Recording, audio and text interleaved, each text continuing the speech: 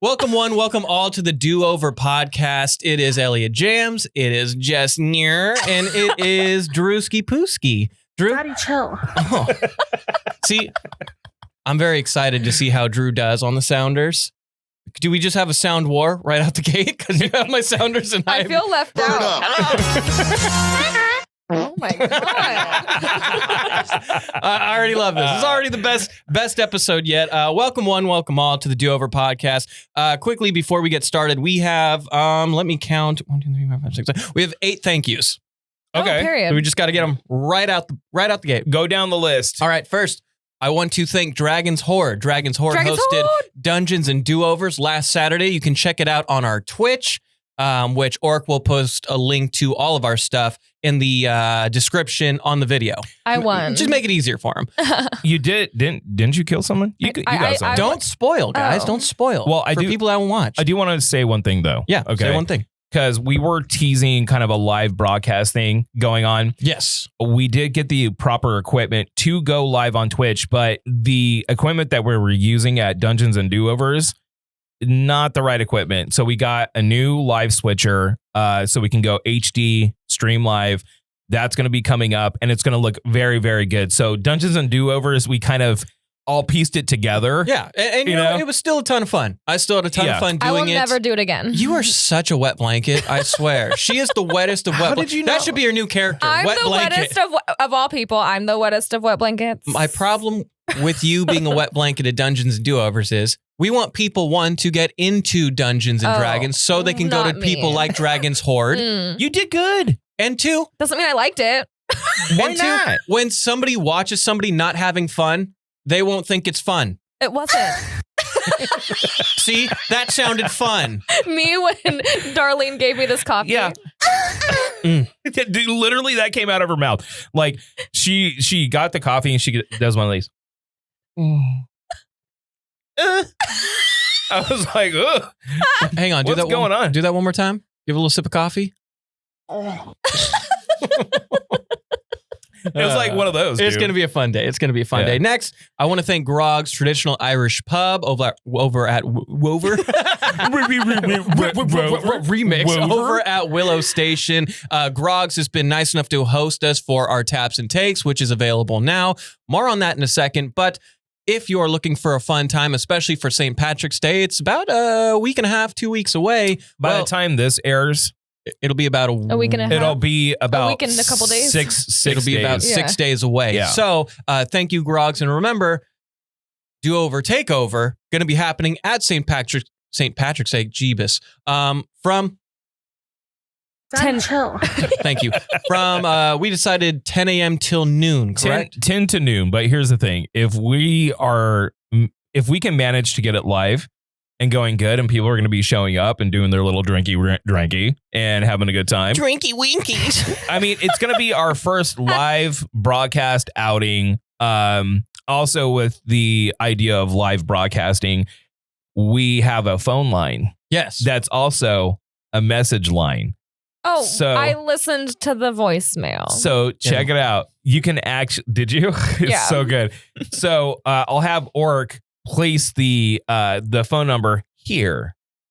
If you have any questions for the Do-Over podcast crew, let's put some sparkle letters on that. Let's put some sparkle numbers on that. A little wow. Go ahead and call that phone number, leave a message. Maybe we'll play it on the next episode, and maybe we'll answer your questions that you have for us. Sounds great. I also want to thank Browns over in Visalia for our brand new sponsor. The Brimstone shoes, they are incredible. I wear them for work every day. Are you wearing your Uggs? Oh, okay. Look at y'all. Damn. Look at that. Look at this. Look at that. Drew low-key flexible.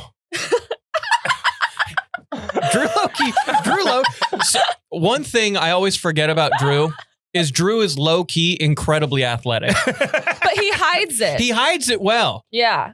Under all my fat? No, under all your Marlboros. You hide it under your panic attacks. There you go. I'll never forget one of the first interactions me and Drew ever had. It was when we way back in the day when I was still an intern. And there was like that challenge to see if you could kick a bottle cap off. And I whiffed by a mile. Drew's like, oh, I don't know, guys. I don't think I can do it with his baggy ass jeans.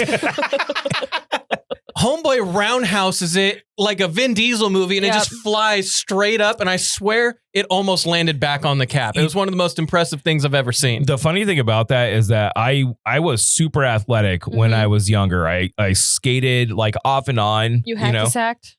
Dude, I know you guys talk but I was probably he hacked so you could suck a sack. I was in such crazy like shape when I was doing the foot back stuff. You. And I just fell out of like regularly exercising in the past like 10, 12 years. You know what I mean? Yeah. Okay.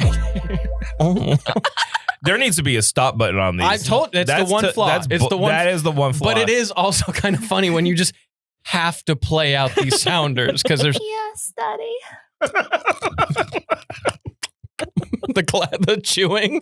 All right, quickly, last three. Shut up.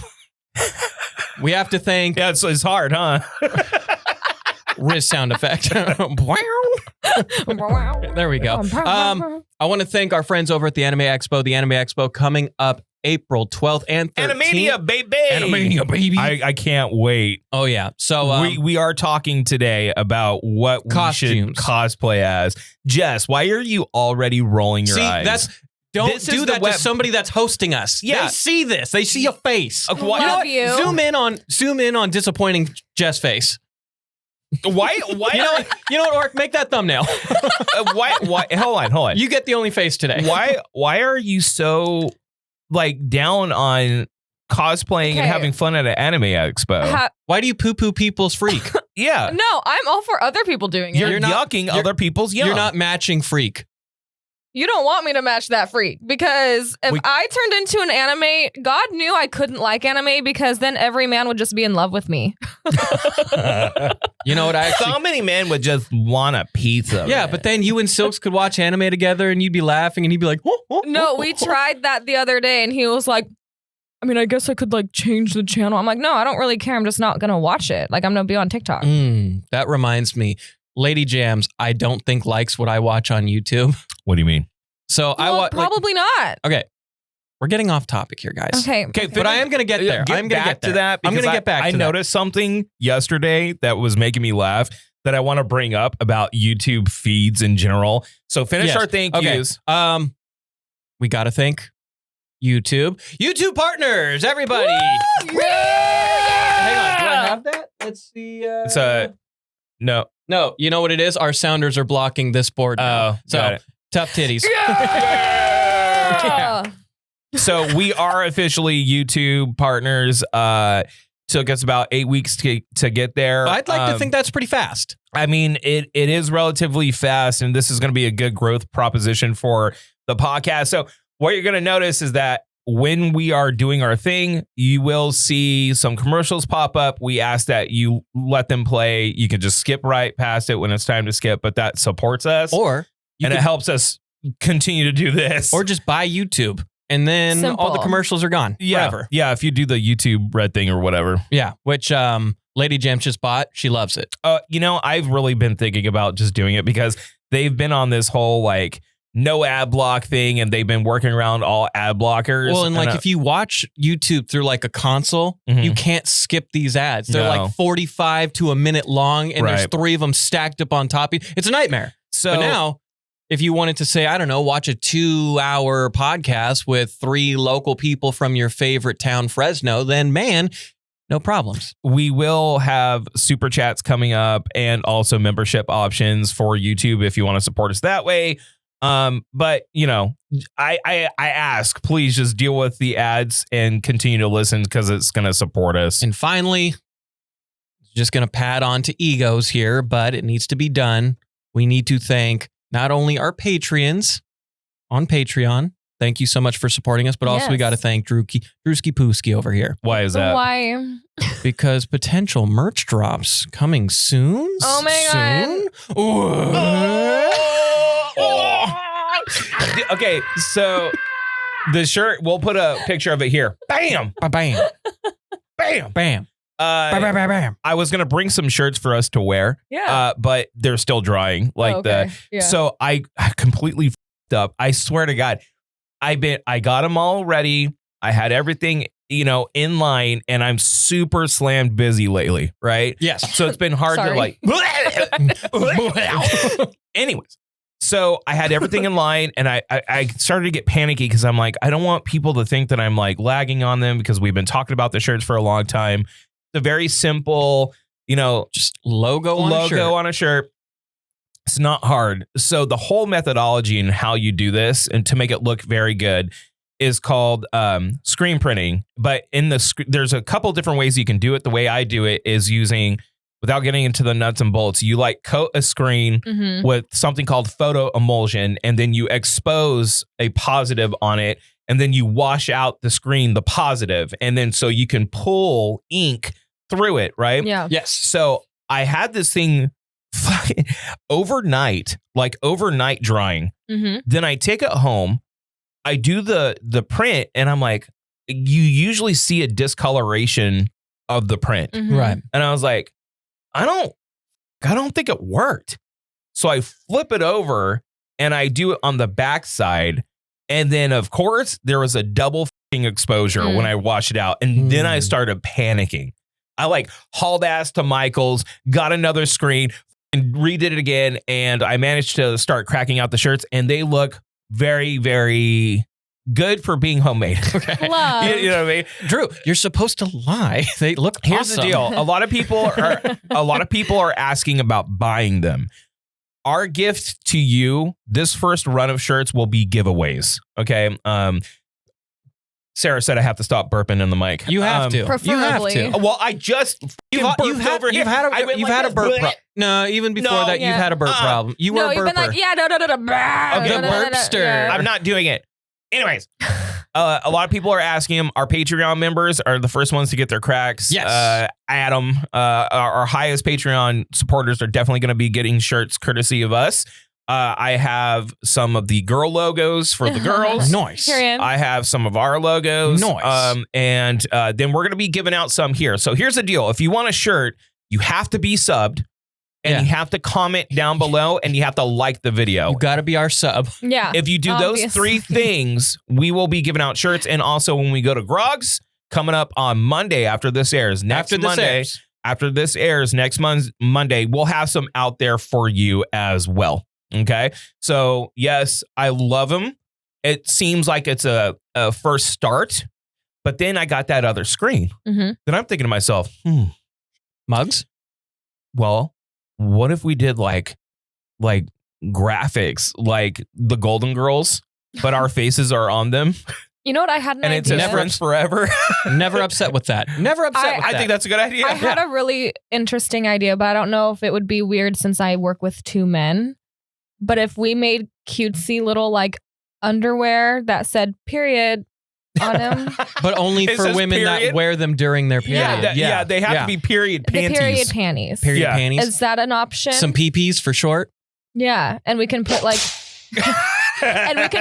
T-Dop next to it, for the Do Over podcast, T-Dop. Like period, But so what would like a men's pair say? Would it just say like slay? It would say like you're a dick, but next to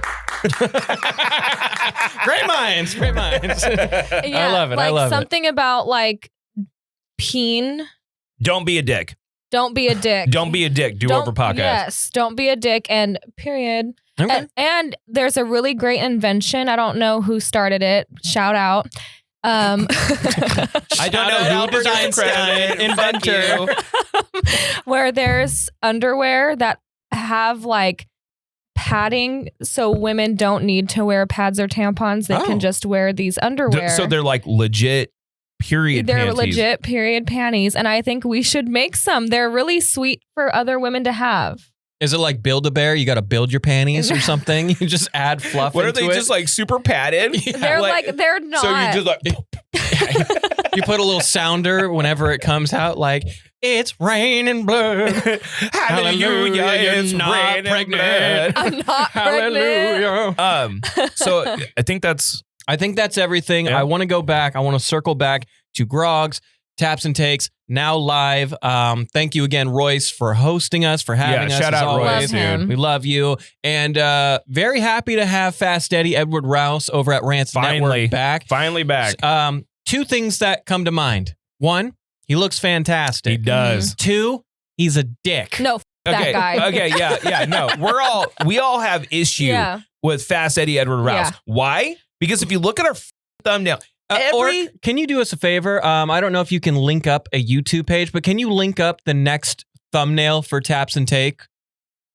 Like link it. What do you mean? I want him to see So it. you can see it So we're here? trying to get the TV to work. So this is really like a testing episode. So we are, yes, Elliott's hosting, which is usually not the case. And then we have the TV over here, and we're going to mirror what we're seeing on the TV here on the pod so you can see what we're looking at. But Eddie's thumbnail, okay, all of Eddie's thumbnails. I've been letting a few of them slide. Right. I know what We didn't say a lot. The last 3 weeks have been really rough. It feels like he's got a vendetta against me. You know what I think it is?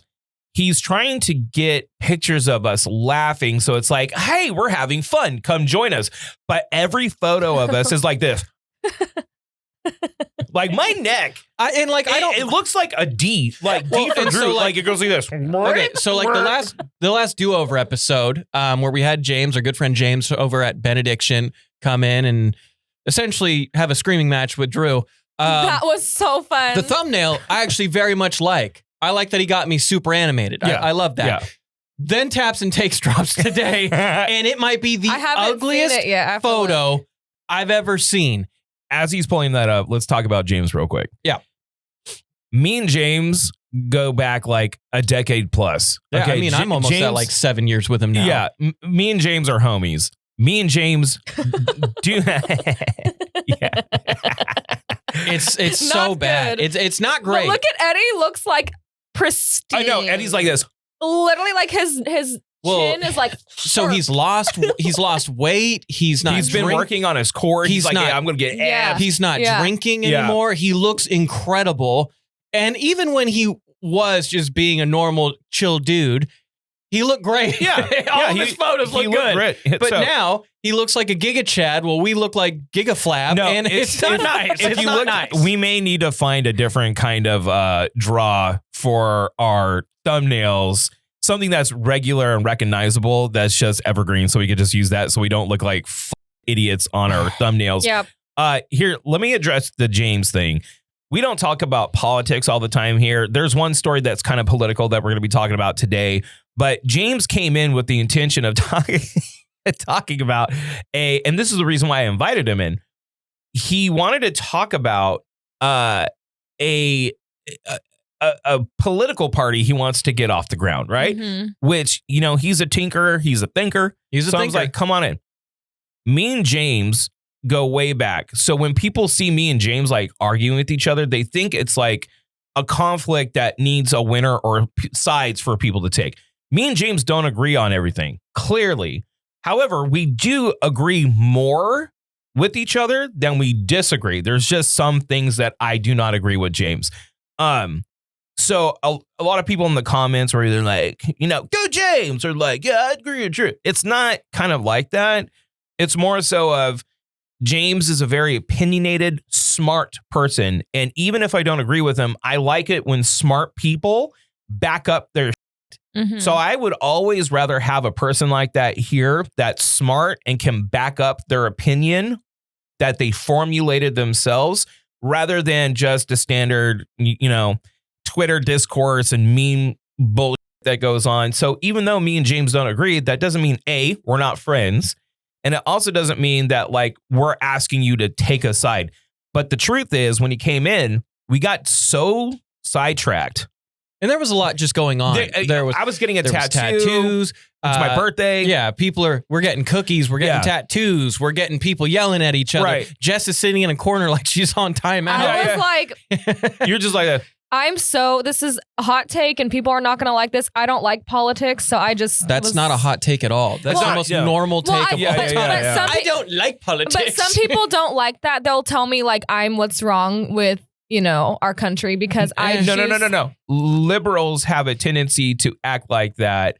Because the liberals are the problem. No, hold on.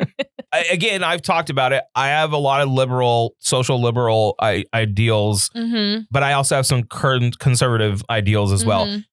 That is a liberal sentiment. If you're like, well, I don't really care much about any of this, well, then you're supporting, your inactivity supports what's anti to what they believe. I just choose to be happy. That's all. And that's a good way to be. That's a good way to be. The bottom line is this. We kept on getting sidetracked. There's a lot going on. So I'm going to have James back just so he can talk about his platform, but we're not going to go whole politics on that. Just so he can talk about what he wanted to work. I totally support that. I'll probably be hanging out with Orc. You will definitely be here as that's happening. No, Orky, I'll be with you. Can I ask you a fucking question, Elliott? You can ask me something. Why is Jess trying to act like she's better than all the cool shit that we're doing? Dungeons and Do-Overs, recording our podcast, going to Animania, and Jess is over here like, no, I'm a salon owner now. Look, I can get not wanting to be a part of political talk. I mean, it's a very toxic and frankly annoying place to be. It is. Totally understandable. I did not want to be here. However, you have been a bit of a wet blanket when it comes to... A little bit. Like Dungeons and Do-Overs. You're with friends. You're having some drinks. I came. I conquered. You did. I laughed. But when people see you not having fun, it makes them think, why would I... Did I look like I wasn't having fun? Jess, you looked like you wanted to rip your eyes out. You were so bored. Well, I did, and I was bored. That's what I mean. Like, would you rather me sit there just like this? There's this... Yes. Like a good woman. Yes. And then make us sandwiches and do the dishes. There's this age-old expression, Drew, I don't know if you've heard of it, and knowing me, I'll probably butcher it. Oh, yeah, for sure.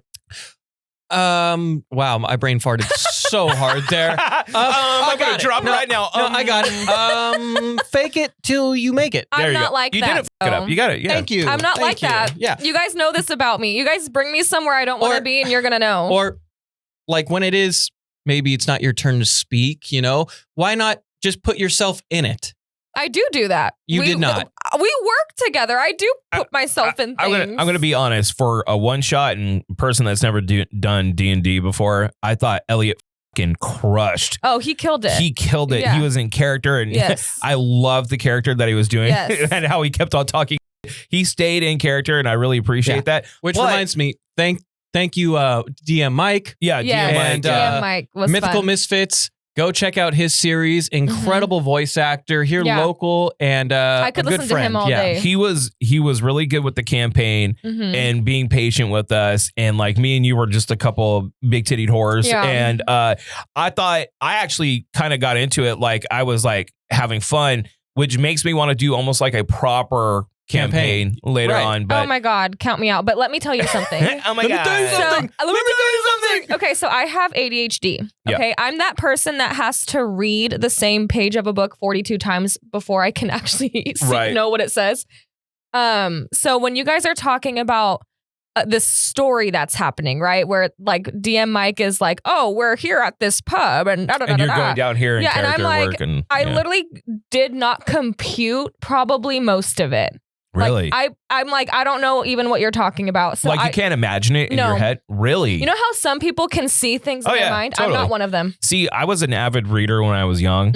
Like from a young age, I was reading books way like above my reading level. Not to be like, because people do that. I was like way above it. Reading college level. No, but I would read like Jurassic Park and Michael Crichton novels when I was young. And because of that, I developed the ability to really like lose yourself into a story and like imagine it, right?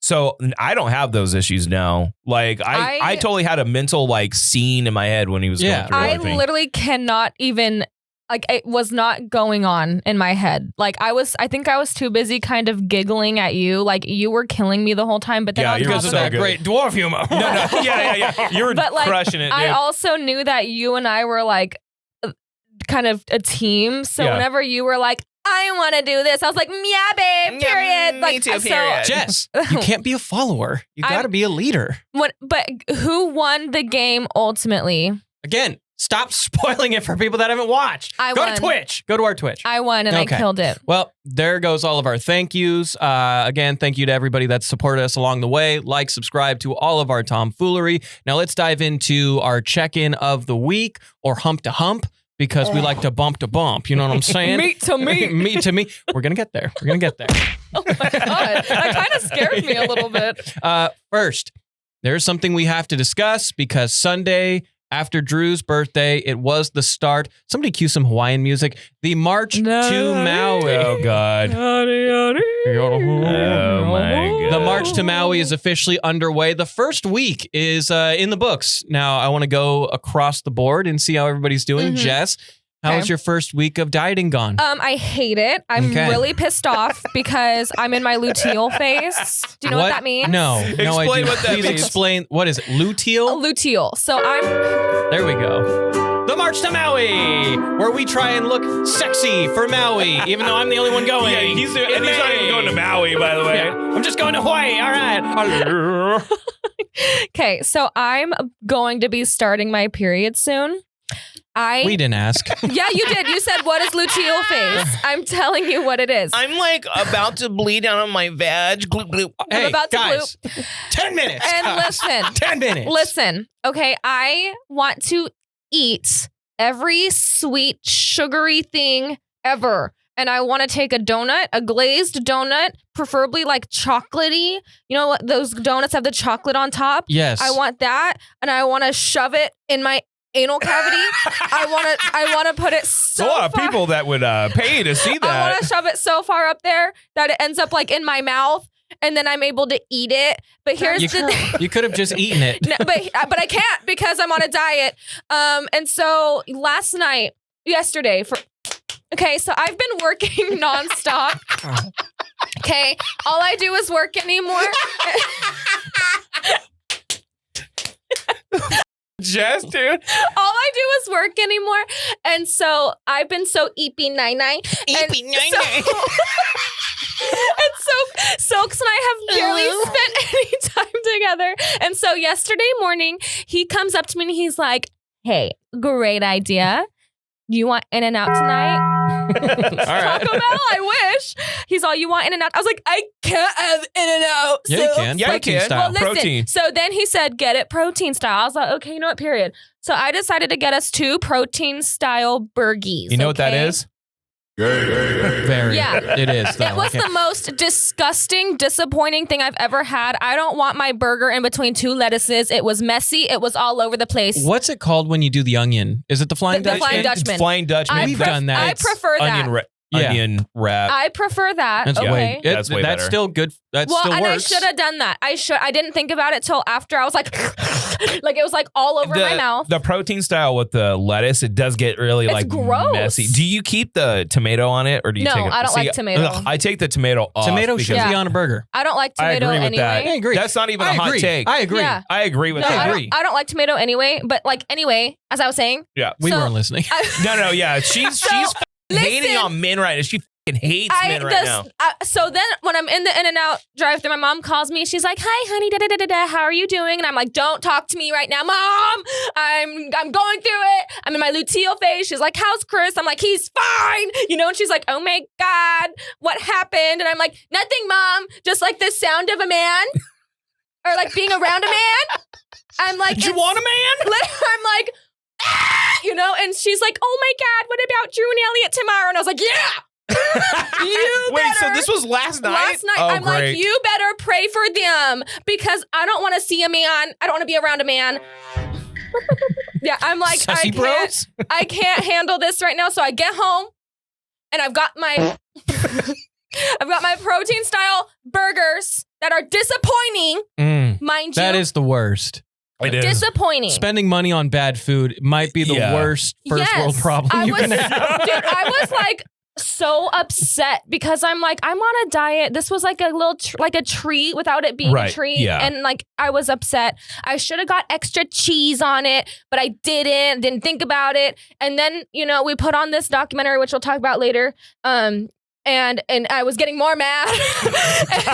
I mean, it's bad. It's So a bad one. when you get mad Mhm. just in general or Mhm. at men or whatever, Yeah. do you really direct that towards Silks? Because Sarah, I don't care what you say. I'm looking at the camera.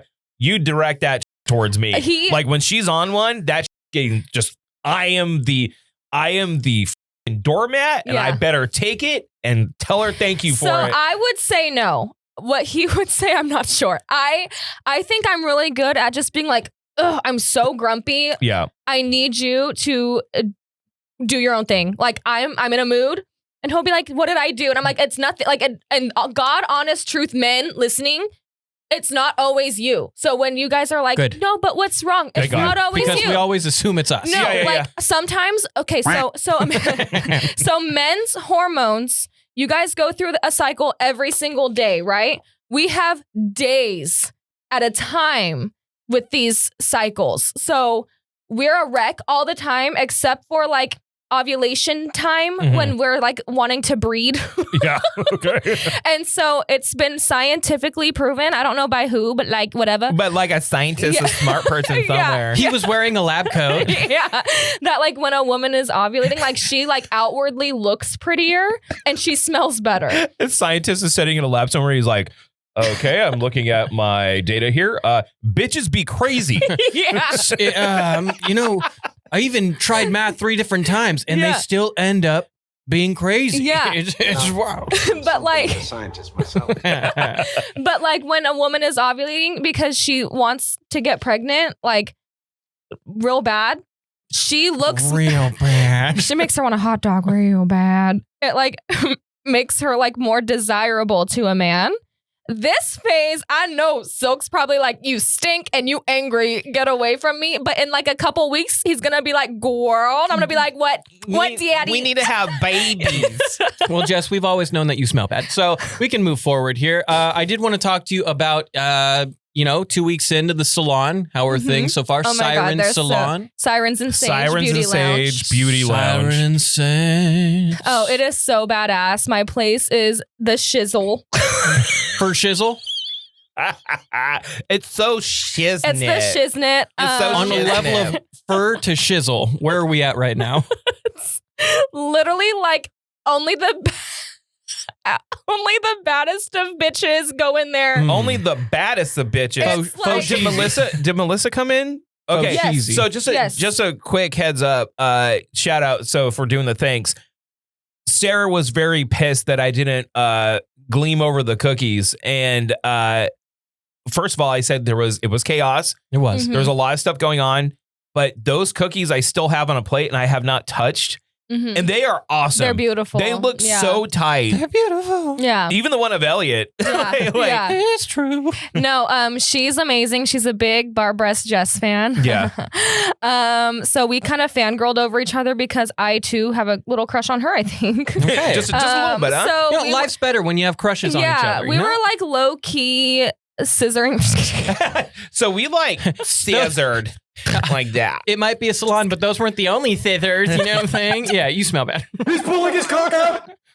No, she's big shout out to her because she brought me a bouquet of flowers and to congratulate me on my salon, and she also is a huge supporter of the Do Over podcast. Well, so we love big her. shout out Yeah, to we her. love Melissa Park. We love Thank you. her.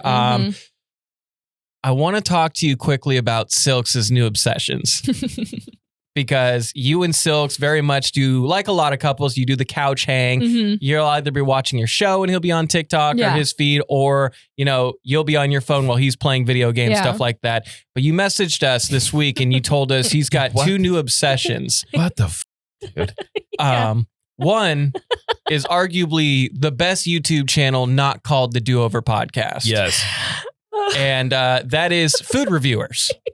Is that the name of the channel? No. Can you tell us a little bit about his new found favorite thing? Okay, so don't quote me on this, but I'm pretty sure he discovered them while being on the toilet. Which a lot of us do. Hey, you know what? There's a lot of discovery that happens on the toilet, especially for men. Hold on, before you continue, is he a long pooper or a short pooper? Well, this morning I really had to get ready, and he just was in the bathroom. Just in there? And I told our Alexa to send an announcement. And so I'm in the kitchen. I'm like, hey, poopy butt, can you please evacuate? I have to get ready. And then you hear the door open and he's like, I was steaming my work shirt. And I'm like, I don't know.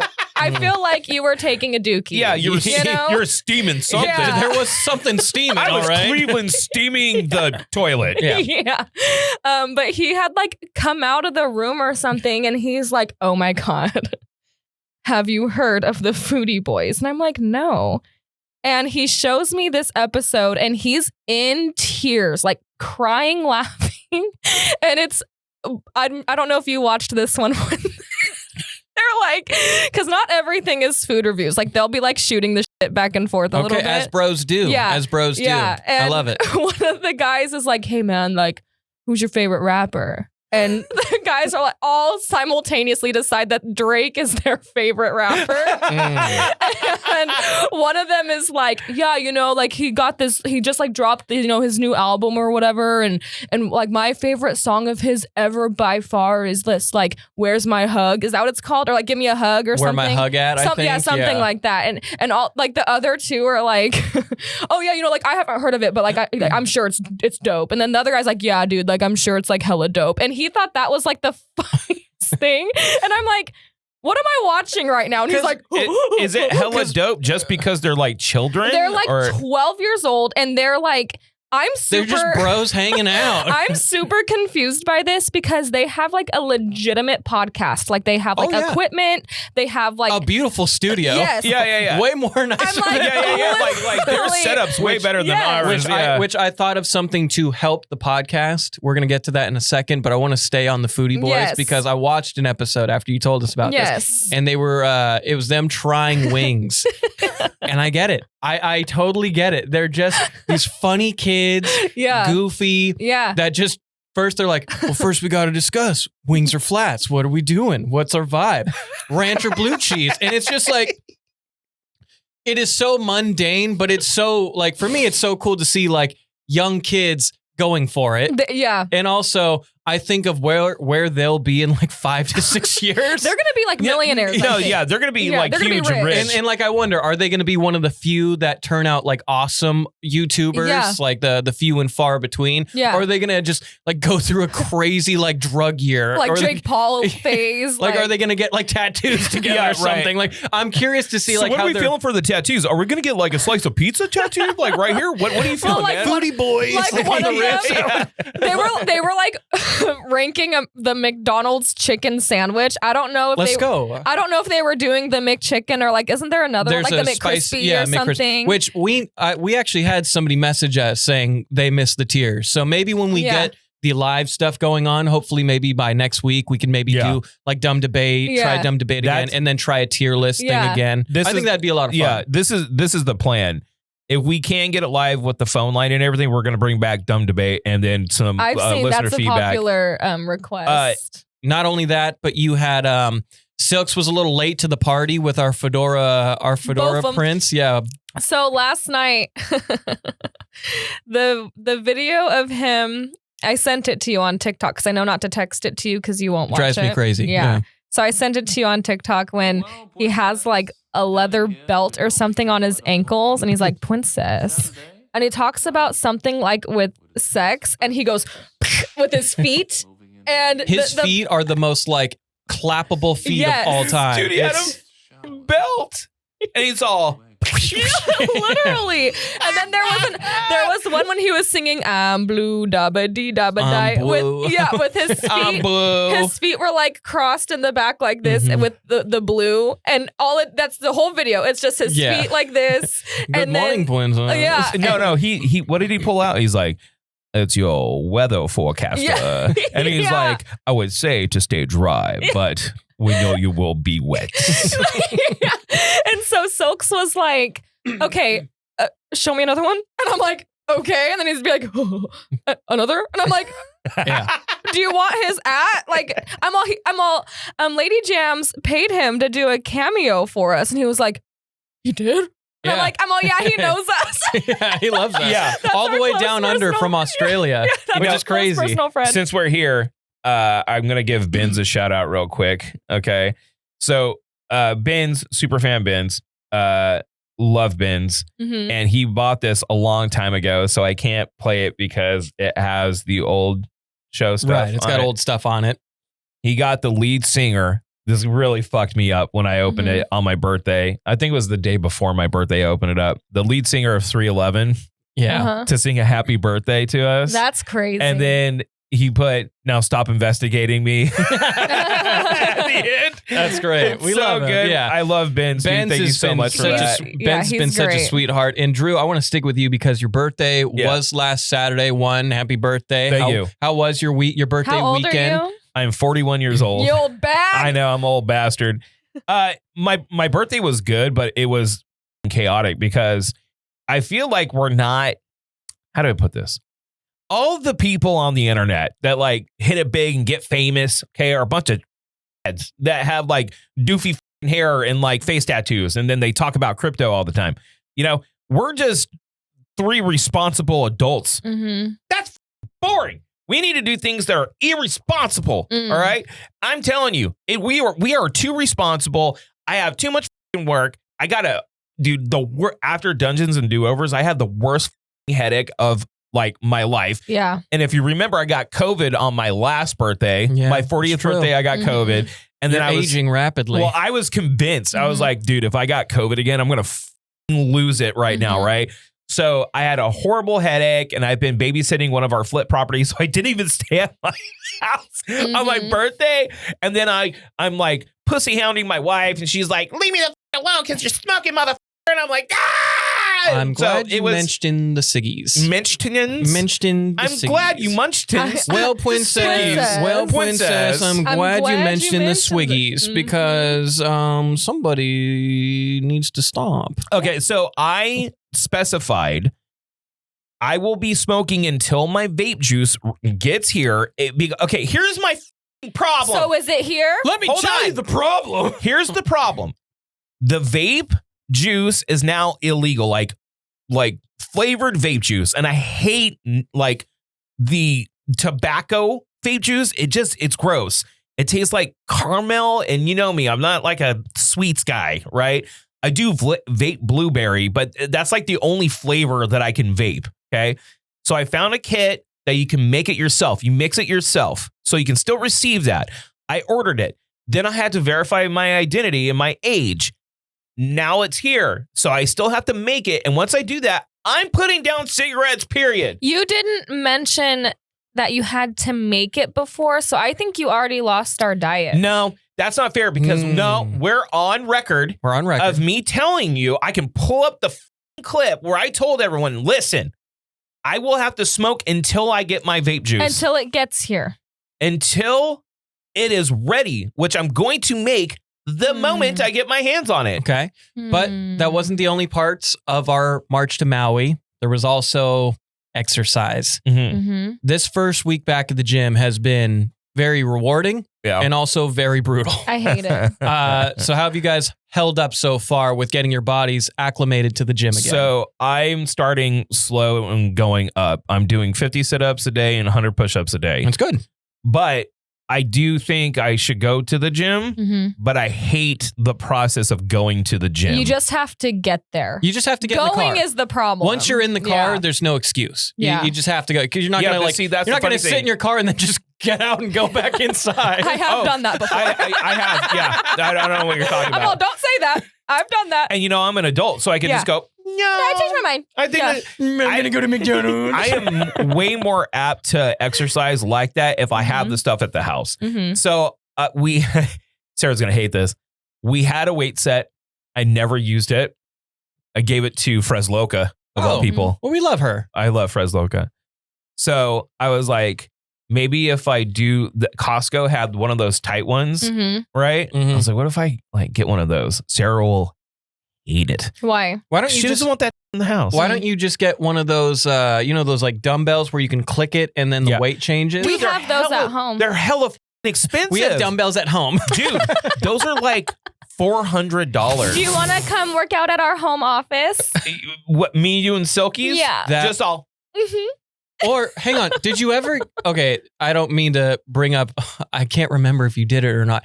Did you ever get Sarah the Peloton? No. Embrace. Maybe you're a Peloton guy. No. Maybe you're a Peloton guy. Be a Peloton guy. Maybe you're a Peloton I'm not guy. a Peloton guy. And then if you start using it, you can he's like, oh, I love my Peloton. You could be a Peloton guy. And then who wears like man leggings everywhere. Can I make up like funny names so they have to call me by my up name? Of course. Yeah. That's the whole point of a Peloton. Yeah. We got to get through the hump to hump. Yeah, we got to get through the hump to hump. So your birthday week was good. It's fine, just busy. Siggies are wrapping up. Siggies are wrapping up. Next week, if you're Yes, still smoking. no, I'll be on the vape. All right. I'm not going to be smoking. Enough about you And guys. yeah, just a lot of What work. about you, Pookie Wookie? Enough about you guys, because I have a bit of an announcement. Share it with the class. What is So it? not only am I an extraordinary podcaster, not only am I an extraordinary bartender, but also Daddy, chill. I have been, as you guys know, I've always loved sports. I've been trying desperately to get into the sports realm now that my past is behind me. And I'm happy to announce that I'm going to be working as a board operator with Fresno State Athletics. Whoa! Yeah, Look look at at you. This must be on the sound. I'm sorry. Hold on here. No, we don't have that one. Oh. So what's the details? What are you going to be doing? So wait, you're just board opping? So I'm going to be board. That's a good idea. All right, turn that off. I don't know how. There we go. That's way longer than I echoed thought. way longer than Chill. So Fresno State Athletics, whether it's women's softball, men's baseball, or men and women's basketball, I'm going to be the one that works with Bulldog Sports in Leafield and iHeart. And so when you hear the games on the radio stations, it's because of me. Okay, so question. I have an answer. Okay, is that going to affect your bartending stuff No, and this it stuff? just means I'm going to be working 7 days a week. I'm an adult. Get that bag. Are you sure you're going to be able to Get do that that, bag. Elliot? Yeah. So, I mean, like, thankfully, it's not like 6 to 7 hour shifts like Right. bartending. And my bartending schedule has been very consistent. So, I mean, it's been very easy to kind of set up as of right now. It's, again, this is the first week, so I'm still learning as I go. But they know about my schedules doing this. They know about my schedules with the bartending. So as long as I set it up a week in advance, Are they okay Everything with should be the content that rolls through this podcast? I'm sure they're fine. I'm sure. I mean, it's not That's a on big assumption. Well, and also, I don't cuss. I'm very PG-13. Yeah, but you're associated with it. A little risky PG-13. But Yeah. no, Daddy, chill. everything seems to be fine. Everybody I've talked to has been very supportive and okay. Well, with allow what me I to do be outside. non-supportive. You, Elliot. Watch your profanity. Where is that? It's probably down in the W's. What's your profanity? Right, I'm sorry. I'm sorry. I'm sorry. Yeah, so Congratulations. Congrats, thank Elliot. Thank you. And two last little things. Elliott's Crazy Mug debuting next Friday. Oh, yeah. Okay, Yeah. so the crazy, you did a crazy mug? Lady Jams treated me to a date last night, and she took us to Color Me Mind, which was Color me mine. That's what I said, right? Or did I say God mine? damn it. Whatever. He typed it out, mine too. I looked at it, I was like, I oh did. no, that's a typo. He said it. You know, Elliot's like, color me mind. I thought it was mind. Anyway, Color me mine. see, this is why I need you guys, if you see it, to say it ahead of time. Me nerds. Me nerds. Anyway, so Lady J. You guys are turd burglars. Color me mine. So what did you do at Color Me Minds? Me minds. So she did like a vase with all of like the pets, which is very cute, and she's artistic, so she can draw Right. and paint. Yeah. And within 10 seconds, I was like, I don't know what I'm doing. So it looks ridiculous. But shout out Hawk and Essence, the owners of Color Me Minds. So You want your minds blown? they're friends of mine, and when we went there for the first time, I was like, oh, I'm gonna fucking crush. Okay, terrible. I'm gonna fucking crush, You have to do multiple coats. dude. You get in there and you're like, Within my looks like- my first brush, I was like, I ruined it. I ruined it. It's a color mess, but it's a Color Me Mind mess. it is. I will say though, like when you It's out of me mind. it's out of me minds. So, but when we're in there and we're thinking like, oh, it's gonna be a fun date. Everybody's gonna be talking, laughing. You know, it's silent. Because people are focused. Everyone's Everyone's so focused. hyper, and Yeah. and like. I'm doing mine. Katie's doing hers, and hers is coming out all cute and everything. She's like, "Oh, look at Tribicky and all this stuff," and I'm like, "Mine sucks. Mine sucks. Mine sucks. I hate this. I hate this." And so we're leaving. She's like, "Did you even have fun?" I was like, "No, I had a great time. It just I hated it. It sucked. But it comes out Thursday. So wait. it will be debuting I can't wait. for the next. it is going to on be the Twitch stream. Yeah, when we go live on Twitch. It's going to be horrible. I can't wait And to see is my crazy spelt with a K? You'll find out. And then my last thing, I wanted to talk about the studio before we take a quick break because we were going to go live, as we know. It didn't work out, but we will get it ready for next week, and we're all very excited about this, correct? Correct. Thank you. Yeah. Yes.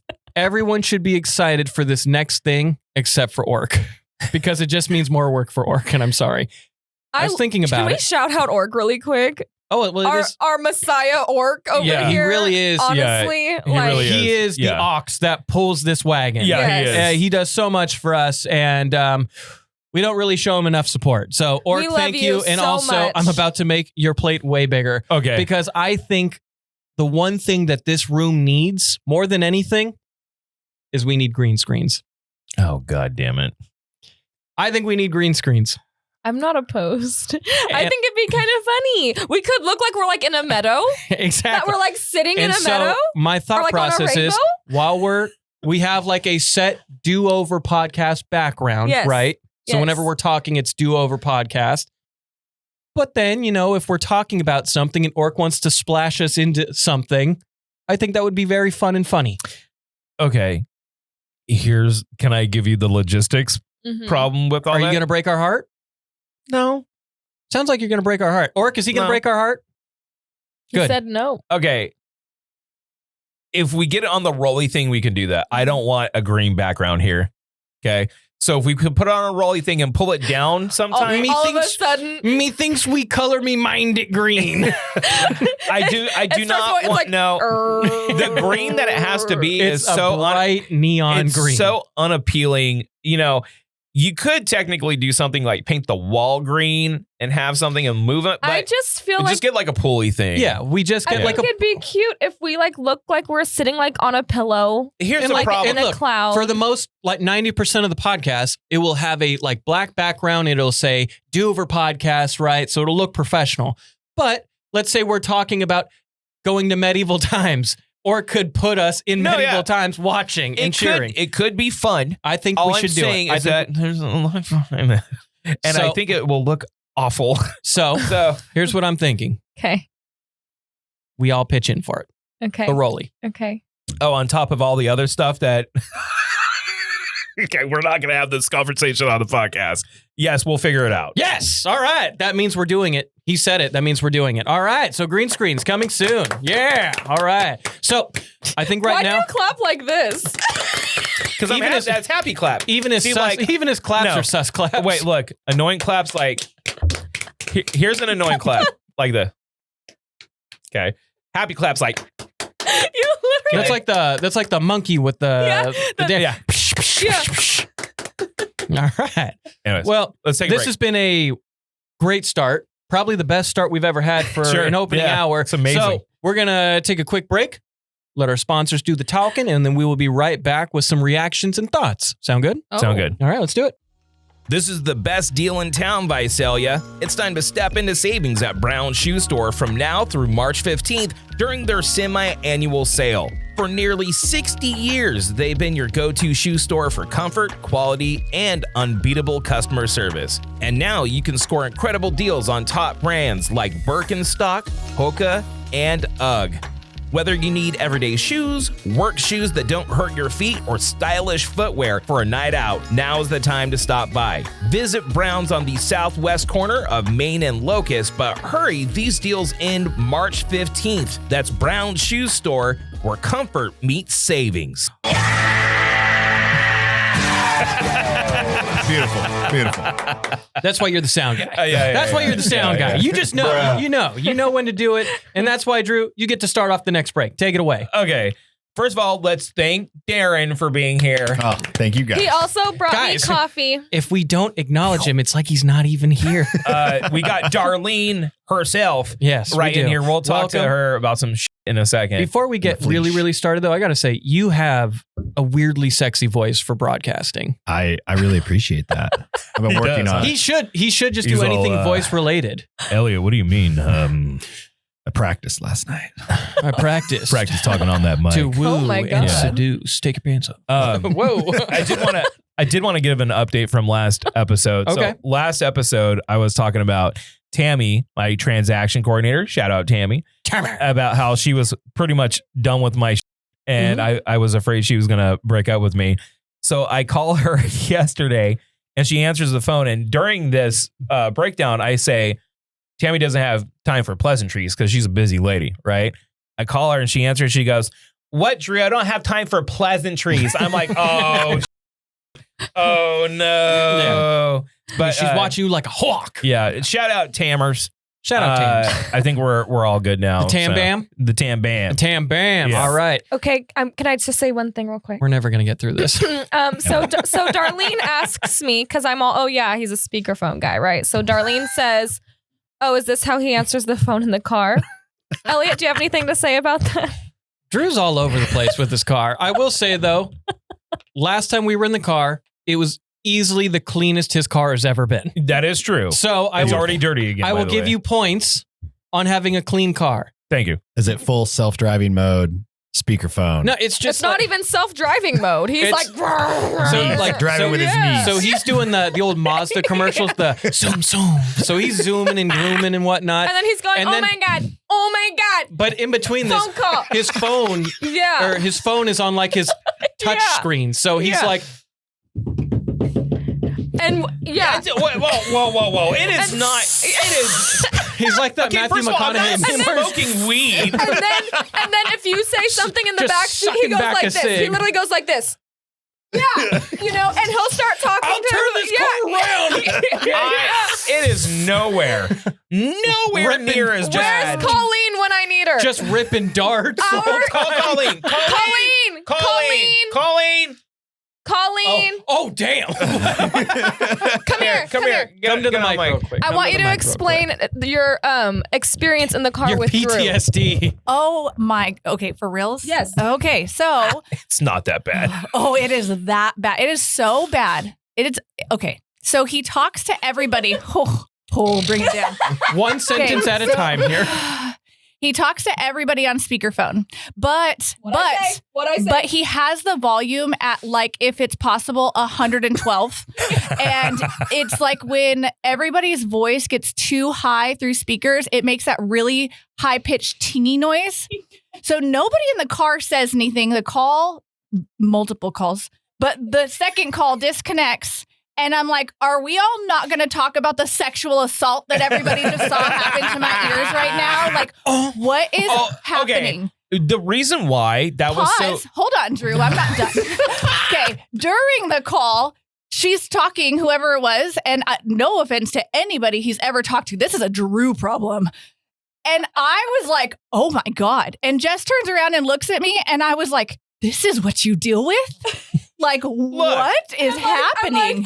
The reason why that was a chaotic time is because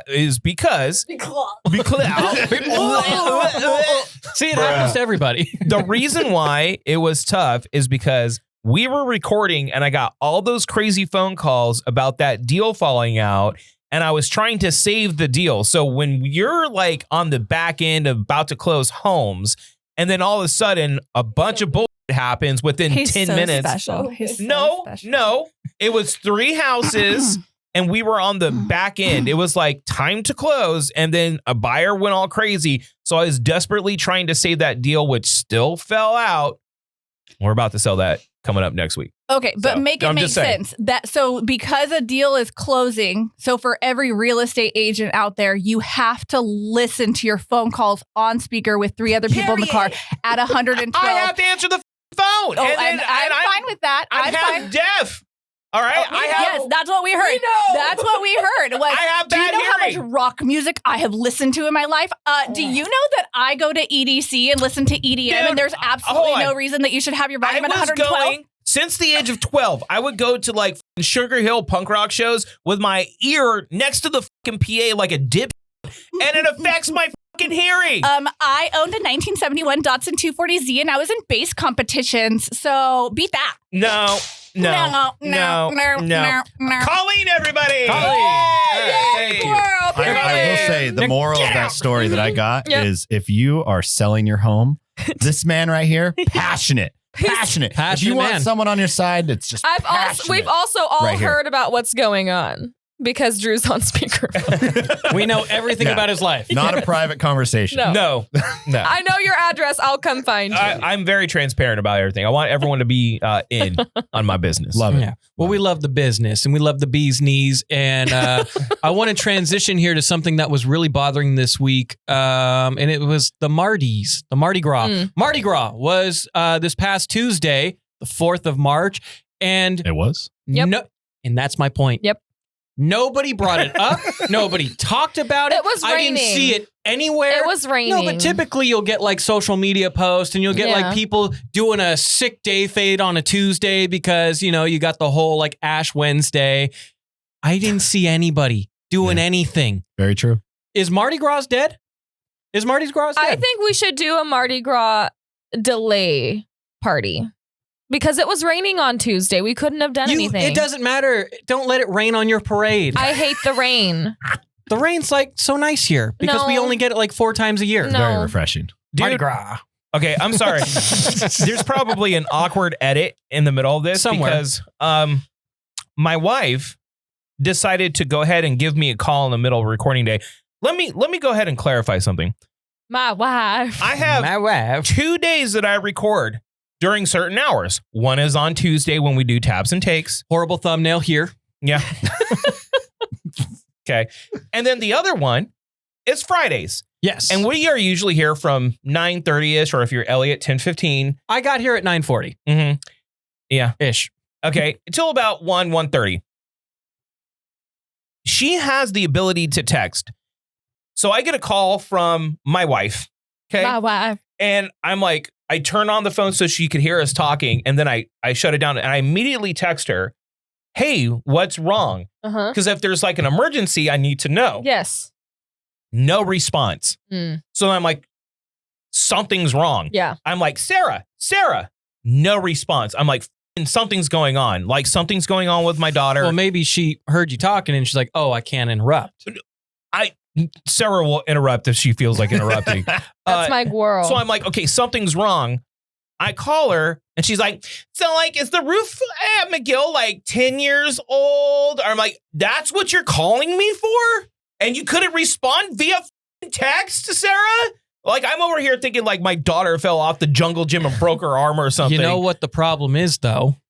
It's because Drew is such a phone call person. That's the problem. He's made her into a phone call lady. Yes. Therefore, when he needs to text, she doesn't text because she's just as bad as the texter as Drew because they're phone call people. Yeah, that's what happened. So if you think about I'm it. explaining your atrocities on the podcast. It's a big word. Now. That's a big word. Anyways. I love her. She has 0 atrocities. She has 2 huge boobies. Yeah, and we call those atrocities. Yeah, I was trying. Yes. That's right. We still got it. And I love her. And whenever you say mean things about her, I just think she It's should. not mean. It's just I like, just think she should know she is God's strongest soldier. okay. Anyways, Mardi Speaking Gras. of God, Mardi Gras. Mardi Gras. So wait, you're upset that no one did anything for Mardi Gras? I'm upset that it just feels like the spirit of it died. And I feel like the kind of They used lesser. to do a big old like tower thing. I was in Tower the other day, and I'm telling you, more so than ever, a few spots of Tower looks f***ing rough, dude. Like, Yeah. dudes out there slamming dope right in front of everyone, like without. And that's my concern. hood. That's my hood. And that's like kind of sad because Tower is this weird mix of very artsy kind of hippie people, but then also like bros that come down there to party and like it's a very eclectic mix of people. But it usually stays like that for commerce and like coffee shops and tattoo joints. Like Tower, if you're not from here in the Central Valley, you don't know. Tower is kind of like our little Austin, Texas. It's what downtown Fresno should have been. It should have been, 100%. which is like our arts district, and then certain parts of downtown. So many gays. But there's a lot of gays. Good Love pubs. it. You know, Good Yes. pub crawling. Yes. Yeah. Good times. But dude, and I'm not one of those guys like goddamn homeless people, but like, you know, they are legitimately smoking rock and just open with their tents in front of establishments. And I'm like, okay, they need to get balanced. Like you can't be doing that in front of like businesses that are operating. I just feels like the kind of lesser, smaller holidays, the energy's dying off. I want to go back a couple of weeks to one of my favorite American holidays because of just how ridiculous it is. Groundhog's Day. The hell are you laughing at? The hell are you laughing at? I'm not. Because you love, I'm laughing because she's Puxatawny Phil? I do. You love Puxatawny Phil? The thought that we dictate the next 6 weeks of weather in the United States through a rodent. Yeah, it's great. And it's a great like, American and it's tradition. like a huge town tradition. Yeah. Mm-hmm. And we've just accepted it to be correct, even when it's obviously wrong every year. I love the pageantry of Groundhog's Day. It is so American. Well, he didn't see his shadow. He went. We're supposed to get 6 more weeks of winter this year. Yeah, and we are. It's been cold. It's been cold. It was like 73 degrees all last week. I don't want to. My sweater that's hiding my chub is now becoming a little bit too warm to wear. That 7 degrees of weather last week, that was full spring. That was full spring. That was the spring. We're back into second winter. Okay. And then we're going to have second full spring. Literally this week, or this coming week, it's going to be in low 50s and raining. And raining. Good. Again. Yes. Okay. There we go. Yes. And then it just proves to show that Phil was always right to begin with. That's the magic of the holiday. But we don't really celebrate those kind of smaller, lesser American holidays. Mardi Gras is a good example. It's literally one of the biggest party holidays in America. You know what I love? Nobody brings it up. I know this is going to sound like quintessential male and good. But what I love about Mardi Gras is the beads. Hold up. Yes. But I'm going to make this come full circle. Okay. Let's talk hockey real quick. Okay. Hockey is great because it's a very skillful sport. You have to be tough and precise and graceful all at once. It's a hard sport. But they allow you to fight. Like legit, throw off your gloves. Yeah. They'll let you duke it out. It's just part of the game. And then when you're done, you get put on timeout for a minute or two, and then you get to go back. Okay, that's great. I love that we as Americans have accepted the fact that this is not assault. This is just the sport. Is sport, baby. Okay. During Mardi Gras, because if it's any other day and girls are out there flashing their titties, they're going to get arrested. But in Mardi Gras, we support them with beads. And I'm like, this is great. Like but then the second I show a little B, guess what? I'm in jail. Yeah, no. You can't. There is no situation. It's attacking the patriarchy. There is no situation in which man dong is going to be celebrated. No. Ever. But women jugs. But just think, you can catch beads with it. You can, dude, you whip out your titties, people throw you beads, and they're like, you're the best. And like, we've accepted this. This is not indecent exposure. This is Mardi Gras, baby. But Drew, we're losing that. Why? Because nobody's celebrating the holiday. Nobody brought it up this year. It was crickets all Tuesday. And it's supposed to be one of the biggest drinking holidays and party holidays next to Cinco de Mayo, May the 4th be with you, St. Patrick's Day, Thanksgiving Eve, and then, like New Year's. And we're losing that spirit, and it breaks my heart. I'm glad that you are a Mardi Gras stan. I feel like something did happen, though, and then you were just not aware of it, but you're blaming everyone else for you not being aware of it. Tower still had their Mardi Gras parade. Did you guys see any? Mm-hmm. No, but I never see anything about Mardi Gras, dude. It's like, I wanted to... It's because you're not French. I wanted to open up a chain restaurant called Fat Drew's Day. Every day is Fat Tuesday at Fat Drew's Day. And then it's just like the most deepest fried foods that's all like Creole, and you walk in and you go, oh, bonjour. They walk in, mes amis. I got a gumbo for you. Every manager has to be a 400-pound plus man in like a chef's outfit. They don't cook. They have to be fat. You should have one of those like automated doors, but they have to hit a specific weight in order to get in. Mm-hmm. Yeah, you're too skinny. Yeah, see? Can't get into Fat Drew's Day. Everything on the menu is a stroke risk. Yeah. Like if you eat it, you are upping your percentage of stroke by at least 14%. There you go. Yeah. It's like the heart attack grill on Fremont Street in Vegas where you can weigh yourself. And the way they cook is just like they take burgers like and before and after. Put lard on it, and like I'm like, I bet you those are some goddamn great burgers. You could even have your slogan be "Lord have mercy." And the scale is out on like Fremont Street. So when you weigh yourself, everyone sees it. That's mortifying. Yeah. I will say, when we lived in Vegas, that was my wife and I, our favorite place to go people watch was Fremont Street, especially weekend before Halloween. Oh, amazing. Okay. So you want a good time. So how long do you live in Las Vegas? Cumulative 10 years. Ooh. Why were you in Vegas? I got sent out there for work, actually. So didn't really want to go. The current job I was in, they told me, hey, it's going to be Hawaii, Colorado, or Vegas. And I was like, oh, please not Vegas. The other two options sound amazing. Every time I went to Vegas when I was in college, it was like, you go there with money, you come home broke. Yeah. You didn't get any free drinks. And I love Vegas. And you're like, oh man, why did I participate in that? No one's buying you any free drinks. No. I'm not pretty. It's not happening. Don't sell yourself short. You're pretty. I didn't get any free drinks. You're a pretty handsome fellow. Well, maybe you kind of maybe the watered down ones at the casino. Is that where you met your lady? No. We actually met out here. We met in high school. Couple of dogs just falling in love. Cute. That's puppy love, baby. I was a Sierra. Yeah, perfect. Match So made in cute. heaven. Oh, that's very she cute. is Survived. hot. Thanks. Well, they're a hot couple. They are a hot couple. It's that voice. They That's are. what it is. I swear to God, it is. They are a hot couple, and then like she can legit beat the shit out of him because she's a boxer. Yeah, that's right. See, and I would like that as a man. Some people just like a muscle mommy that lets you go uppies from time to time. Yeah. No, and she goes into the garage to work out with all her boxing stuff. Oh. She's using the speed bag. The whole house vibrates. Does she like? Does she come to you? It's like this bad.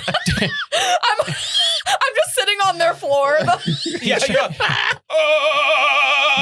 Darren comes into the garage with an apron. I made you some lemonade. Exactly. She's like, this bag isn't the only thing taking a pounding tonight. Yeah. The floors are almost clean. I'm in there with my toothbrush, getting things clean. As a man who is also afraid of his wife, question. You're not? Oh, dude. I think any healthy marriage should There's got to be a little fear. There needs to be a little bit of fear of your not life. afraid of me. Hold on. Yeah, but it's because you haven't asserted. Not yet. You need to take your vagina dominance and remind him. See, that's where you're failing. Your VD. Yeah, VD. Take your VD and show him that you have vagina dominance. I'm going to ask him right now if he's afraid of me. Elliott. Yes. Are you afraid of Lady Jams? Oh, yeah. Yes. Yeah. And you have to be. I'm legit afraid of Sarah and the wrath she carries. Mhm. Are you afraid of your significant other? 100%. And that's why, honestly, when you were having the conversation about Sarah, I could sit here and empathize with you 100%. Yeah. But I kept my mouth shut because I want to sleep in my bed tonight, not the couch. Right. But I will say, marriage tip, Elliott, coming up. Okay. Marriage tip. Ooh, coming up For you. Get a really, really comfortable couch. I'm just telling you, it will make your Because when life you get booted. Well, so when we you have get booted. You're sleeping on the couch tonight. we have a 2-bedroom apartment. So we've got a really nice king guest bed, which I hate because it's not my bed. But we do have a second bedroom if I get the old boot or if I snore Have you too gotten the loud. boot? There have been times I'll snore so loud she'll kick me. Oh, okay. And then I'll just take myself out. That's proper. Yeah. That's proper. I am a proper gentleman. Proper. Or I'll let my ego get in the way and I'll be like, well, sleeping downstairs. And then she doesn't give a shit. So you mean I get to sprawl out and be all super comfortable? You're not going to snore? Cool. I don't have to sleep with anybody snoring tonight? Sounds amazing. Yeah. As it turns out, I'm not scary. See, Apparently. again, you're not leveraging your vagina dominance. Yeah, you need to work on your VD. There's one thing that all of the men in this room need. One thing that we absolutely need, and that is video game time. Vagina. Okay, and Almost. you A need. Both start with a V. Whoa. See, let's not be confused here. Yes, need. A need. Okay. Let me go ahead and go over this. So, any females watching right now, let's go ahead and clarify. Okay. Okay. Men are hardwired to need to release Y'all jizz. are dogs. Hold on. Let me say my piece, and you may retort. Okay. Okay. I'm really good at retorting. Men are hardwired biologically to have to release. Okay. Oh, God. Listen to that. me. Listen to me. By any means necessary, back when we were going through our early stages of evolution, Yeah. we were tribes, and the most fit men to reproduce with multiple women for genetic preference. Mm-hmm. And because of that, men are hardwired to need to release loads more often than women need. Mm-hmm. Hold on. This is science. I'm Okay. giving you science, man. So now that we live in a monogamous relationship kind of a society, it's one person and another person.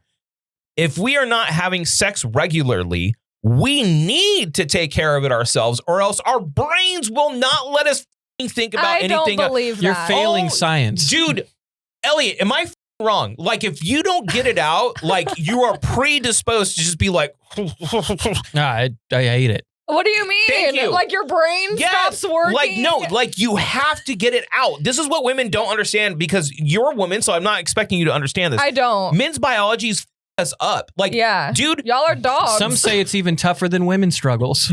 yeah, I would say so too. I think it's harder than giving birth, Elliott. Thank you. Mhm. Thank you. I get you. Listen. Men stand up for other men. What about you? What do you think? 100%. Dude, So my wife, it's true. she'll put on these, different sweatpants, Yes. Period. and it just her butt Right, looks, it does her butt something. looks Yep. amazing, and Yep. I can't walk by and not. You can't. like, slap. Yeah, and not be I like, can't. no. It's like, You have to do it. Yeah. If And I like, see a rump, if I see that Lady Jams rump, I want a yeah. hump. And Yeah. what's crazy is I'm getting older, and I'm getting bigger, and like she's Whoa, working Daddy. out and looking Daddy, great, chill. and I'm just like, God, why is this?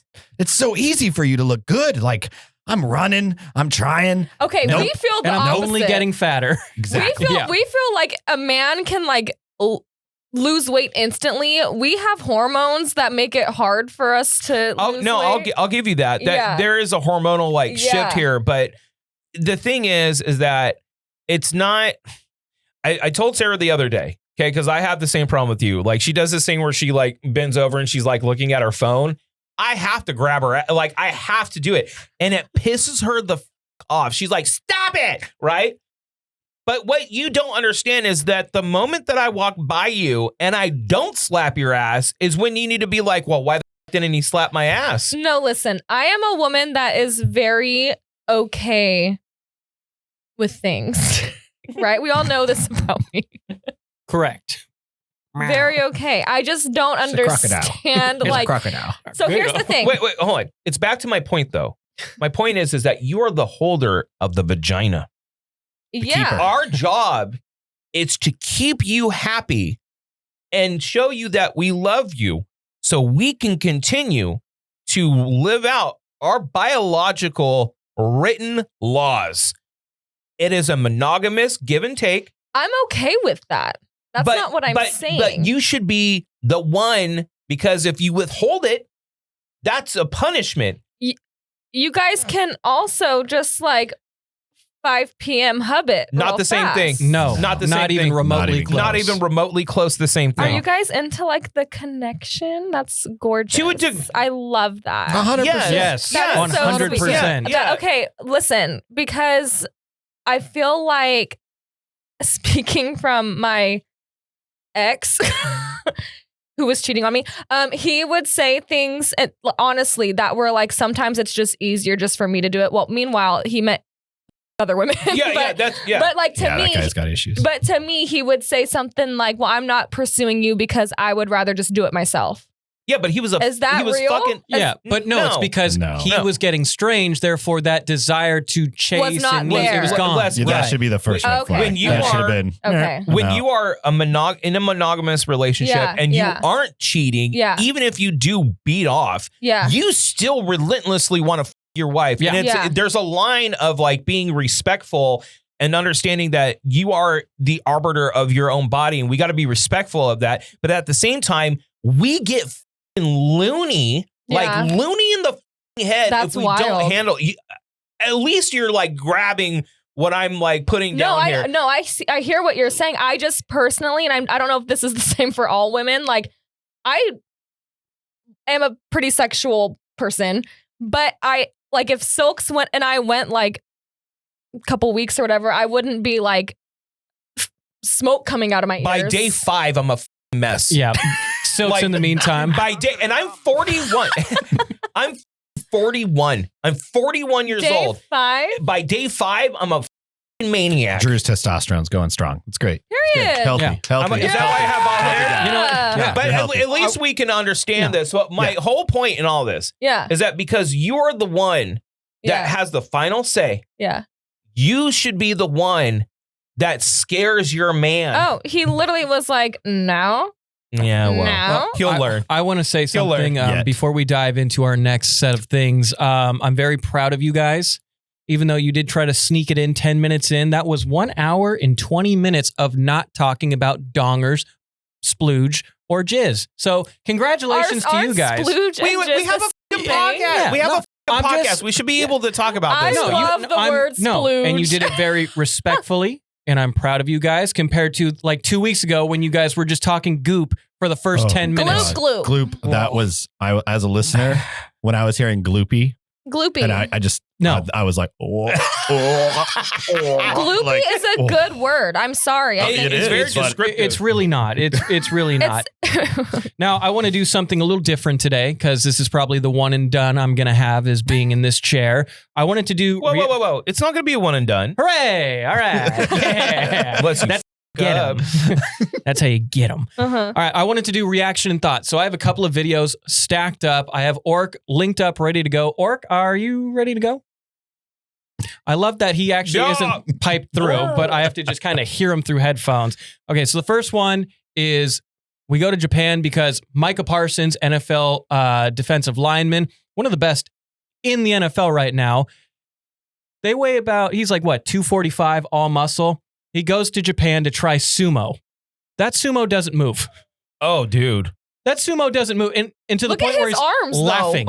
Can we get that guy on the Raiders? Look at his arms. We need to protect our guy at all costs. Color me mine. Color me mind. That man's arms are insane. So though. my first thought is, why don't we have sumo wrestlers in the NFL? Now I know that might sound stupid because they're about the same You know height, what's funny? and he's not moving. You know what's funny? He's laughing. Now I know there's probably a lot of lateral movement. Oh, hold on. What you're bringing up though, because their like starting stance is very much so very similar to like a ready stance on Yeah. a line. Like a 3-point stance. They start Look low at and they push up. Like, why aren't?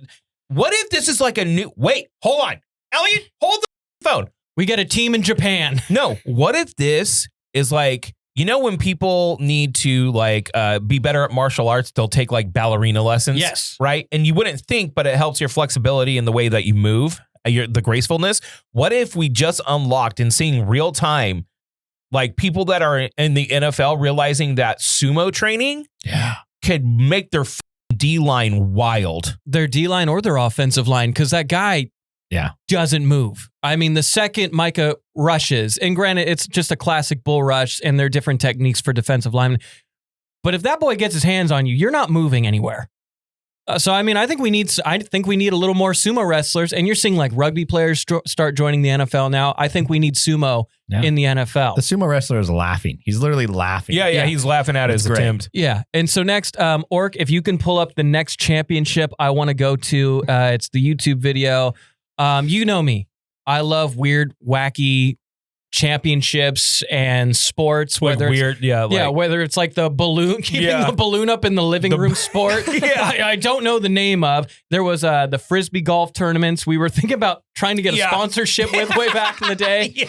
I found my next favorite thing, and it is the U.S. air guitar championships. Oh God. Oh man. So, and you used to play Spanish guitar, correct? Yes. So, as a Spanish, I can still do like. whoa. Hold on, let me see Spanish if I can get guitar. this. So I want you to look. Listen. Oh, and there's. Elliot, listen. Wait, hold on.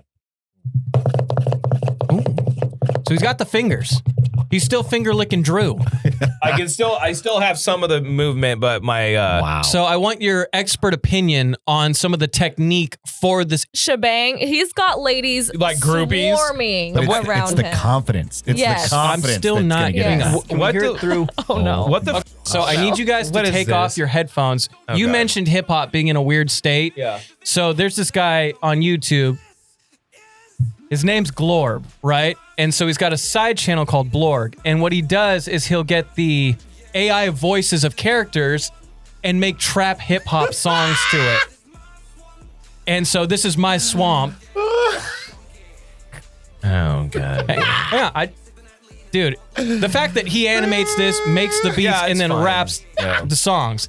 People But I want you to listen to Donkey's part. All right, hold on.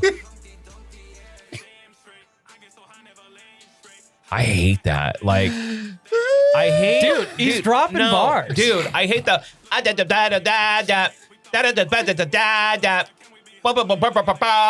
It's just, it's so choppy and stupid. Why are you mad, bro? I don't like it. He took Fiona out the hood, bro. That kind of reminds me of the Alabama Barker beef going on right Hey, now. let me tell you this. Gosh. Hang on. Hang on.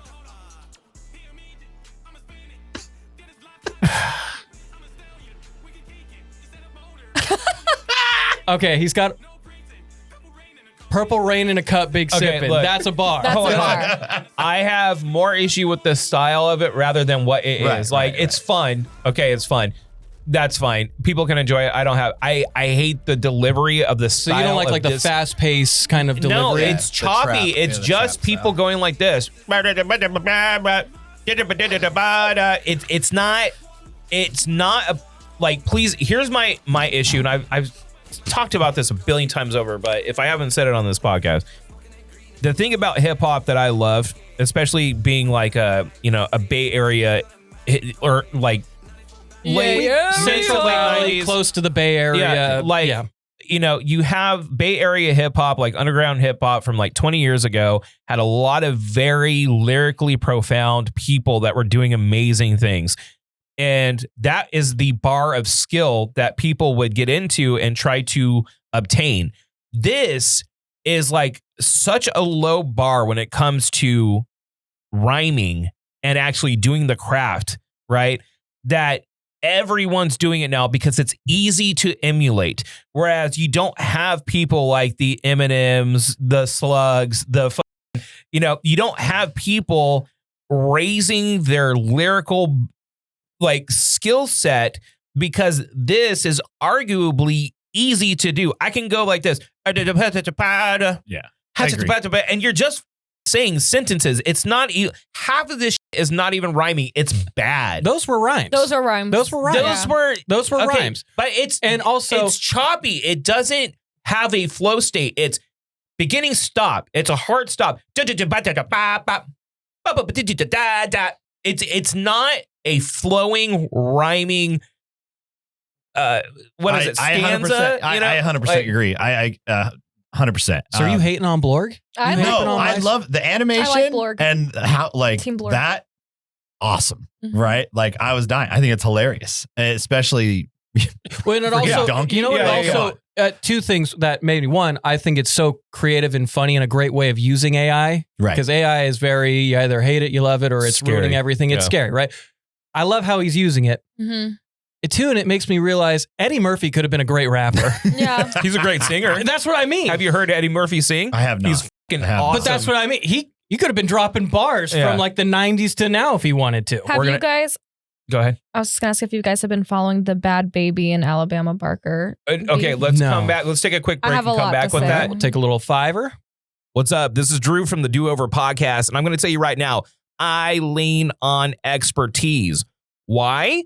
Because it saves me money. Here's a true story. When I first got into cameras, I watched a couple of videos online, did a Google search, thought I was buying the right thing, went and invested almost $1,000 into my very first camera, realized quickly it was not the right thing, went to Horn Photo, got it all in line, and then boom, I'm on my journey to actually being a photographer. And throughout the years, I've really leaned on Horn Photo as being one of those outlets that we are so lucky to have right here in the Central Valley. And they are the official equipment sponsor of the Do Over podcast. They're right there in the Bellagio. All you have to do is walk in, tell them that the Do Over sent you, and they will get you right on track. Maybe you're trying to take stills, do creative content, you want to do live streaming, whatever it is, they have a camera for you. They also do printing services, restoration services, anything that has to do with photography. Horn Photo has your back. Once again, it's right there in the Bellagio. And there's a reason why Horn Photo has been in business for as long as they have. They've been making memories last since 1937. This break is brought to you by Frank Sierra Finished Carpentry and Sierra Door Supply, providing and installing all your doors, custom closets, and decorative molding needs. Now, just a little pro tip, We've had the luxury of working with Frank Sierra, and I got to tell you, their work perfect every time and incredibly fast and consistent. So whether you're in Tulare, Kern, Kings, and Fresno counties, the Sierras will come to you and offer excellent customer service and experience. Give a call to Anthony Sierra, your friendly neighborhood finish carpenters, for a free quote today at 559-623-3054. Thanks again for supporting the Do Over podcast. Taking breaks and dumps and stuff, yeah. Drew went to the bathroom a couple of times. No, it was battery swap. I had to look at my face to make sure I didn't have a bunch of coffee on my face, just all, like when kids drink milk and they have a milk mustache. You're like, what? What did you say? So kids are so gross. It's like my child pet peeve if their face is dirty. I'm like, come on, get over here. We don't want people to think you just eat dirt. Okay. So I want to get right now into algorithms because oh God, I have a raise your hand if yours is officially broken as all can be. I think mine's okay. You can reset it. No, you can't. Oh. No, you're done. Your decisions 10 years ago follow you for the rest of your life. And if you're resetting your algorithm, you're playing social media too hard and you're cringe. But I want to go into somebody that's been popping up on my feed lately. It's this guy. Orc, if you could, please. This guy's just singing The Reason from Hoobastank. Oh. He's just singing The Reason. And we don't have any audio. No because, audio. You know what, Orc? But I can $10 picture off. it. He's probably so good. You know what, Orc? $10 off. You I know, can picture he's it. probably so good though that like it'll get copyright strict because it'll be like it sound exactly like No, we're gonna listen to it because I don't know why, and I don't know why he's in a he's in a soccer goal. It's okay. You know what? I just can love picture that it. he just brings such emotion to his face, I and wonder why he's in the the goal. holding on to Oh my god, he's like diddling with it too. Like, and you can just hear, King. and you can just hear the reason is you. You know, you can really feel. I'm really that. feeling like I am the reason right now. All right, so I had a second video, and it was of Councilman Eric Mays from Flint, Michigan. But if we don't have the audio, I can't show you. So we're gonna skip that one. It's funny you brought this up because last night I was thinking about like the stuff my wife sends me, Mm-hmm. and it's the most like wholesome, normal, not algorithm stuff possible. Like it's very evergreen, PG, funny stuff, and I'm like, oh, you must be the only person that I know that doesn't have a algorithm because all of ours is absolutely just destroyed. Mine's fine. But I mean, how boring if you have a normal algorithm. I'm on like organ. You need Wait, hold on. Let's Jess's algorithm right now. Well, hang on, sprinkle in an ooh woo while you're at it. You know what? My algorithm is a lot of really hot gay women, so There you go. it's okay with me. So there goes the reactions. We'll fix it. This will be the worst the reactions get. Okay. So that just means they're going to get better. But I have two would you rathers here for you. Okay. And the first one, or cue the second photo up. It isn't this one. I'll cue you in a second. But this one is just a would you rather me and the missus thought of because, look, money makes the world go round. But everybody loves man's best friend. So I have a would you rather, and I want to ask Darren first. Oh, okay. No. Would you rather $1 million cash? $1 million is a lot of money. Or would you have your dog age like humans? $1 million cash. You always get a new dog. You know what I mean? Okay. Bring it here. Drew, who has two oofy, woofy, goofy, doofy dogs. Your little giant babies that are essentially relatives to and a heartbeat $1 million. Really? Look, man. I love my dog so much, but let me also say some things. Okay. Jess is pissed. We're not here to play God, but we are here to make money with mountains and mountains of debt. And let me tell you, if I wanted more great days, I could buy a lot with $1 million. But they'll never be Goose or Poppy. Oh, you know what? So like, hang on a second. Hang on. What about Bruno? Bruno was a beautiful dog. Unfortunately, some things happened to where it passed way too early. it doesn't pass that early, and you probably get 20 years if you're trying to round it up in dog. Well, what year if you get like styles. sick of them, like you get sick of normal people? You know what I mean? You have kids. It's not like they speak to you. It's not like they're the cows that speak to you. They're just your dogs. But you Dude, have them for the rest of your life, potentially. I love my girls so much more than life itself, but they get on my nerves too, dude. Like, I sort of I think you're a parent, so you know. These two, you're pet parents, but like, you know, we actually have human beings, right? Yeah. And let me tell you, they can strike a fucking nerve sometimes. Oh my God. Okay. Just real quick. I have to tell this one. So my daughter, she's 2 months away from being 13. And bless so your right heart. now, there is a lot. There is a lot of attitude. And again, this is a mini version of myself. So this is God's way of saying, like, hey, remember that you suck too? Gotcha. Yeah. Yep. But the other day, like she's going off like attitude, everything, and it's kind of spilling over into soccer, and it's getting a lot. And I told her, I was like, look, like you are being so entitled. You have so much. You're so privileged. Like you have to stop. And she's like, privileged? What does that mean? I'm like, you need to look it up. She goes, Alexa, what is privileged? And I'm like, Y'all, and that's your privilege right there. there it is. I got two things to say about this. Okay. One, so what I've been doing with my daughters lately, because they're 5 and 7. All right. I tell Dylan she's my favorite and to not say anything to anyone, but then I tell Taylor she's my favorite and not to say anything. That definitely won't have horrible and horribly hilarious consequences they'll in just like 2 argue years. with each other about, hey, they would argue with each other anyways on who's the favorite. Anyways, my whole family knows that I'm clearly the favorite. But my mom did the same thing. She told everyone.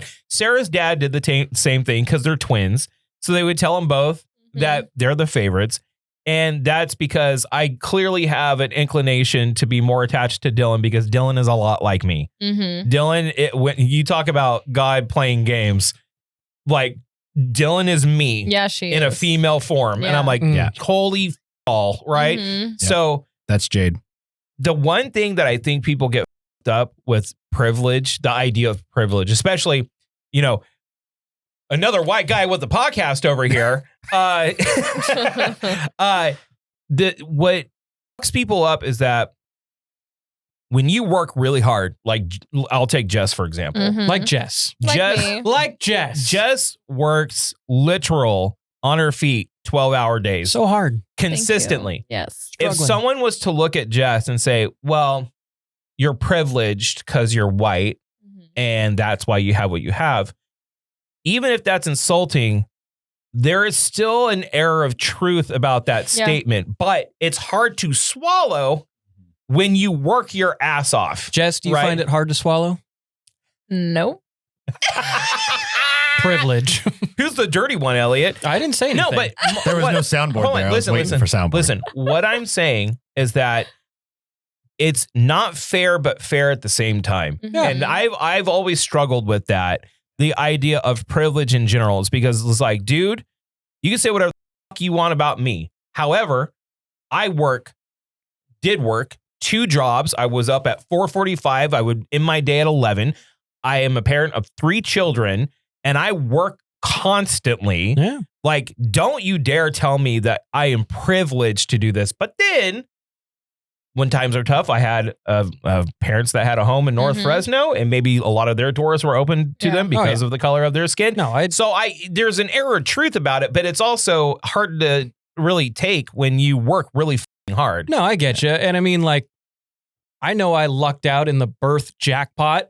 Like, I have the biggest dick ever, and I'm quiet. And my feet, ginormous. Super big. Super big. Definitely big not 5.5 on that scale at Browns. Super big that Browns didn't even have the proper footing for me at first because they were like, your feet are so unique. Yes. Unique is a good word. And so just girthy that I don't know if we have the shoes for you. But of course, you find the perfect fit at Browns in Visalia. I'm not going to tell you what the number is. You just said it a little bit ago. Yeah, I mean, it when was Elliott not put that. His feet, Elliott put his feet down and they measured him. I was like, oh no. The funniest, Are you like a triple E wide? We'll move the curtain for you. It doesn't help when he's like, yeah, I don't think I've ever seen that before. It's like, is that a good thing? And he's like, no. It's like, all right, well, bless your heart. Bless your heart. Jess, You've got a couple of cats. Mhm. You've got a dog. I've got my And a dog. scruffy dog at My that. scruffy dog. And a scruffy dog. Are you taking the money? No, Are you growing old with your scruffy I'm dog? growing old. Let me show you something. Okay, how am I? No, consider all of your debt's gone. You're set for the rest of I your would life. die for this dog. Oh my God, Jess. How could I Jessica. live without this potato? No, it's a little tater. I would die Here, for let me see. I would go like this. That question though, I will say that question. If you ask me that question, it's like your favorite dog you've ever had. Like Right. I do have a favorite dog similar Yeah. to Well, and Drew, so, and like- that's so much harder Like, to answer. Well, She it's is my getting, soul it's getting dog. tough for me because I have two choices. There's the Camo, the border collie that is I'm now becoming a father to, Mm-hmm. and then there's Chelsea dog. And the cheers. The Chelsea. And Chelsea is about 1,000 years old now. So part of me is like, it would be kind of funny to have just like this 1,000-year-old fossil Yeah. live for an extra 60, 70 years. Yeah. I have a question for you. Okay. Okay. Pick a pill. Okay. Free I'm concerts. taking both. Free concerts for the rest of your whole life. Oh, Free merch your whole life. damn it. Bringing back a band that you love that split, Mm. or listen to every record before it's released. Question. Bringing back a band that split, would it mean bringing somebody back from the dead? Yes, I'll allow it. Oh. Then I got to bring back Chester.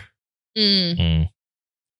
Is that a the play? free concert. He's a man of the people. You're bringing free- it back for the people. Free concerts would be awesome. Yeah. And I would take that in a heartbeat. And I am such a slut for merch. But then I'd be like, well, if I'm not paying for concerts, then that means that concert money is really merch money. So there's boy math there. Right. Yeah.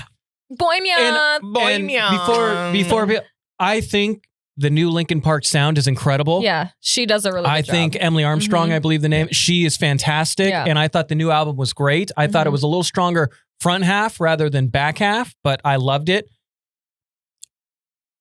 Linkin Park is my Yeah. first CD. Yeah. It's my first CD. So I would bring back Chester. I would have to do it. That was my only celebrity meltdown when he passed away. Really? You I know- was really upset. Really like the most tragic summer for alternative rock Yeah. probably ever. That was devastating. But I'm going to go to something a little lighter. Orc, if you could bring up the next thing for me, please. I have another would you rather or a, what's the right answer? Because there is a art exhibit where there's no right answer of getting in or out, but you have to find an entrance anywhere.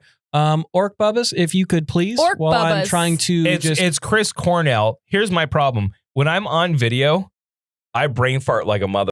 Yeah. Yeah, I see, don't- it's- does it happen to you too? Yeah. Well, I'm just bad at speaking, so that's okay. I knew what you meant. Yeah, we knew. Yeah, I it's know, fine. but like, and does little- that happen to you being on film? not on film, just in front of a microphone or whenever I need to make I hear it. like a speaker. My dad's calling me. Let's see what he got. What's up, Dad? Hey, is anybody at your house? Why? Because I got stuff for the garage sale that I wanted to take over here. We're having a garage sale? Nice. Since when? Since this minute you get home, buddy. Jeez. Dad, I'm in the middle of recording a podcast. What are you doing? Daryl Ray. What's Orc doing? Orc, what are you doing here, guy? I need you. Listen, Father, I'm in the middle of a podcast, and tell my wife she's not doing a garage sale tomorrow because I'm not helping. I'll call her instead. No, Yeah. All right. Bye. Can you do the exhibit photo? Can you bring up the exhibit photo? What? I think you did it to yourself today. I just sent it as to soon you. as you said the one thing earlier, like The new don't call guys. me in the middle of the show. Yeah. then it happened. Yeah. It's constant. Now you just dude. roll with it. Okay, so what are you pulling up? So I'm trying to pull up. I sent Orc this. Elliott, of course, the first time he's gonna host, he's like, Yes, "All right, thank let's pull you. up a See, million I told fucking you. things." I told you. Oh, I've seen this. Okay. So the only way to get in and out of this exhibit is you have to walk past two nude models. Is he One is a bricked up? woman and one is a male. But is he bricked up? I I'm don't- sure he's they're not not. going to show the peen. I'm sure he's not. I know. I think I know what your question's going to be. The question is, Who you facing? which way is the correct way out? Exactly. Is it facing her, butt to ween, Okay, or are you okay, going? wait, Are you wait, rubbing? wait, Are you wait, making a wait, meat? wait. You making a meaty no. sandwich? Okay. What's the answer? No, no. To me. You're going meat to meat. You know here. what? Here's the brilliance of this art exhibit because people can think this is lewd, but the question you're asking yourself right now, literally on the podcast, is the art in and of itself. Exactly. Okay. What is correct? The correct answer, at least for me, So I'm looking that motherfucker in his face as I'm going like this. Okay. Well, are you going to do like why. Are you gonna having a do sword fight? Are you going to do like a European? No, I don't want man dick rubbing on my butt. So What if he's bricked up? I'm not walking, 'Cause he's- dude. 'cause I'm not he's going to be like, facing- excuse me. So it's like No, when it's you go like in the a- subway. Yeah, it's one of exactly. those It's like things a that spins around. It's like a ticket toll. You got to push it down. Yeah, you're all like Push this. through Well, it. because he's facing a beautiful little ticker woman that's goes off. naked. He's facing a beautiful naked woman. Why would he not be bricked up? Well, I mean, he's handsome in himself, you know? It's probably okay. No, I doubt he gets erect during this exhibit. Well, what if it's cold? right. Hold on. I don't know if I Aren't there can look at this man. don't men get nervous? Okay, so this is courtesy of the Royal Academy of Arts No. in London. So I mean, London can get kind of gray and chilly. Gray and chilly. I mean, like, you think it's like freezing in there? Oh, You it's think they got cold. like heaters next to him? You think he's just got like swamp ass? Well, I don't want to be like racist or anything, but he's a large black man. I think he's okay. You know, You don't think the weather would be I'm a problem? little worried about her because when women get cold, you know how men shrink. Our boobs also shrink. Do they? Yeah, they like because They get it's constricted? cold. Really? They get a little smaller. So, how long do you think they have to stand there? All day. Because you're thing. looking at each other for essentially like what, 8 hours? A lot of those displays are like 8 hours at a time. The next question is, would you be that guy? And how much would you have to get paid to be that guy? Oh, Or are you doing it for the love of the art? right.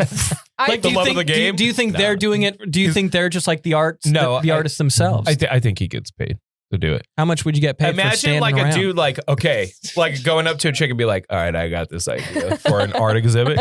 Me and you are going to drop trowel and we're going to Yeah. stare at each other the Do you whole think time. he's the artist? Yeah, no. So how much would you need to get paid to do this? Let's start at 100,000. Oh yeah, I'd do I'm that. doing No problem. 100,000. Okay, Yeah. 50,000, Probably yeah. Probably, yeah. 25,000, Yeah. Yeah. 1,000, No. Mm. 10,000. It's Yeah. not. This is a 20. No. This is a 20, I think 8,500 would probably be my price. No. This is a $25,000 job. Yeah. How Period. hard is it getting taxed? Yeah.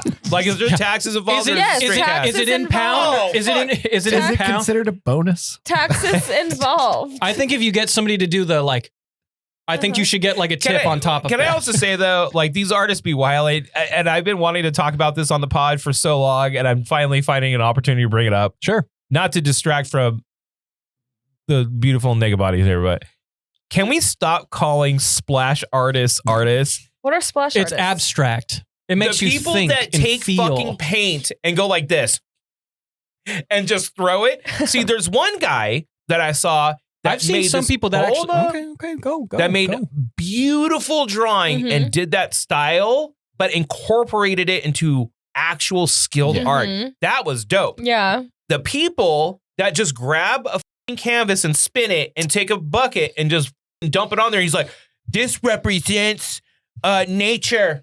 And like, I everyone's kinda like no, it. it's So, so stupid. They're hang not on. fucking artists. I They're like not it. artists. Hang on. I like it. I do like abstract art, but I agree with Drew. It is dumb. However, I will give all of it a pass if the person is swinging while doing it, while the song Okay. Chandelier is playing. Okay, hold on. And those are the only No. specifics.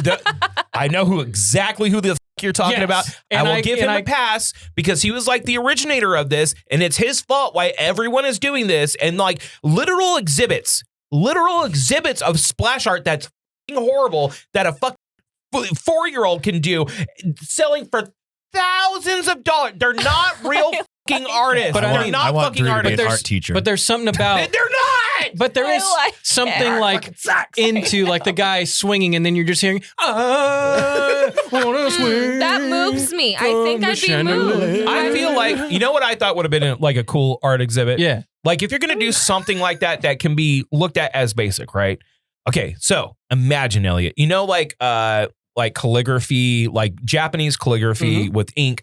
Imagine if someone scaled that up by like 1,000. So it's a giant Like brush. a 50-pound Yes. brush. Just And wait, hold on. And someone like suspends it from a roof, dunks it, like films the whole process, dunks it, and actually writes calligraphy. So the calligraphy that comes out of it is like this huge spanning thing. And the other piece of the art is the inkwell that's filled all the way up with that giant brush next to it. That's sick. That'd be cool. But What would you want the characters to say? titties. Send nudes. Yeah. It'd be funny if it was just a QR code. Yeah. Somebody's Venmo. Like, damn, you got me, bro. You got me. So I think, seeming that we have Darleen here, we need to ask him about that viral video. Okay. I mean, we can get to viral quickly. Jess, in 20 seconds, which way you taking? Peen or vagine? I'll take it both ways. Yeah, she don't give a All right. Darren, before we get to your thing, really quickly, 20 seconds. I don't know if I'm sword fighting or if I'm getting rubbed on the butt. You're sword fighting. I'm sword fighting. Sure. I'm sorry. I'm looking at. I can't go straight. Let me follow you up real quick. What would your wife want you to do? Sword fight. You're probably going ween to Gene ween. All right, moving forward, let's talk about the viral video that Darren was a part of. Darren, you want to give us the backstory behind it all? Can't take credit on this or anything. It's my buddy. But so, again, I'm avid snowboarder. Been in the community here in Fresno for a while. You are the peak up at China Peak. The peak. He I don't want to puts say I'm the peak. in China I just Peak. put the peak in China Peak. But no, like again, was a part of a group of guys that started the boardroom at Herb Bowers, and it was a great time. So me and my buddies, we decided to go to Utah last year and doing this trip to Brighton. And if anybody doesn't know this area, it's a beautiful spot. I'll paint the canvas for you. Nestled between Cottonwood Canyon, right out of Salt Lake. Just imagine 360 mountains around you in a nice little town. And we all pitched in on this Airbnb that was advertised as like a ski in, ski out. There was 6 of us that went. We got a killer deal on it. We're going up for like 5 days. Amazing, right? Amazing. So we get there again, immediately, me and my buddy Lauren, we get to the Airbnb, we throw our stuff down, we go night ride, right? Because they're ready to shred. Right. They got riding during the day. They got riding at night. There's multiple resorts. We had our icon passes. So we're fired up. So we ride every day. It snows every night. Every day we're getting fresh tracks. Every day. That clean powder. It was great. I ain't talking for the nose. Exactly. It was amazing.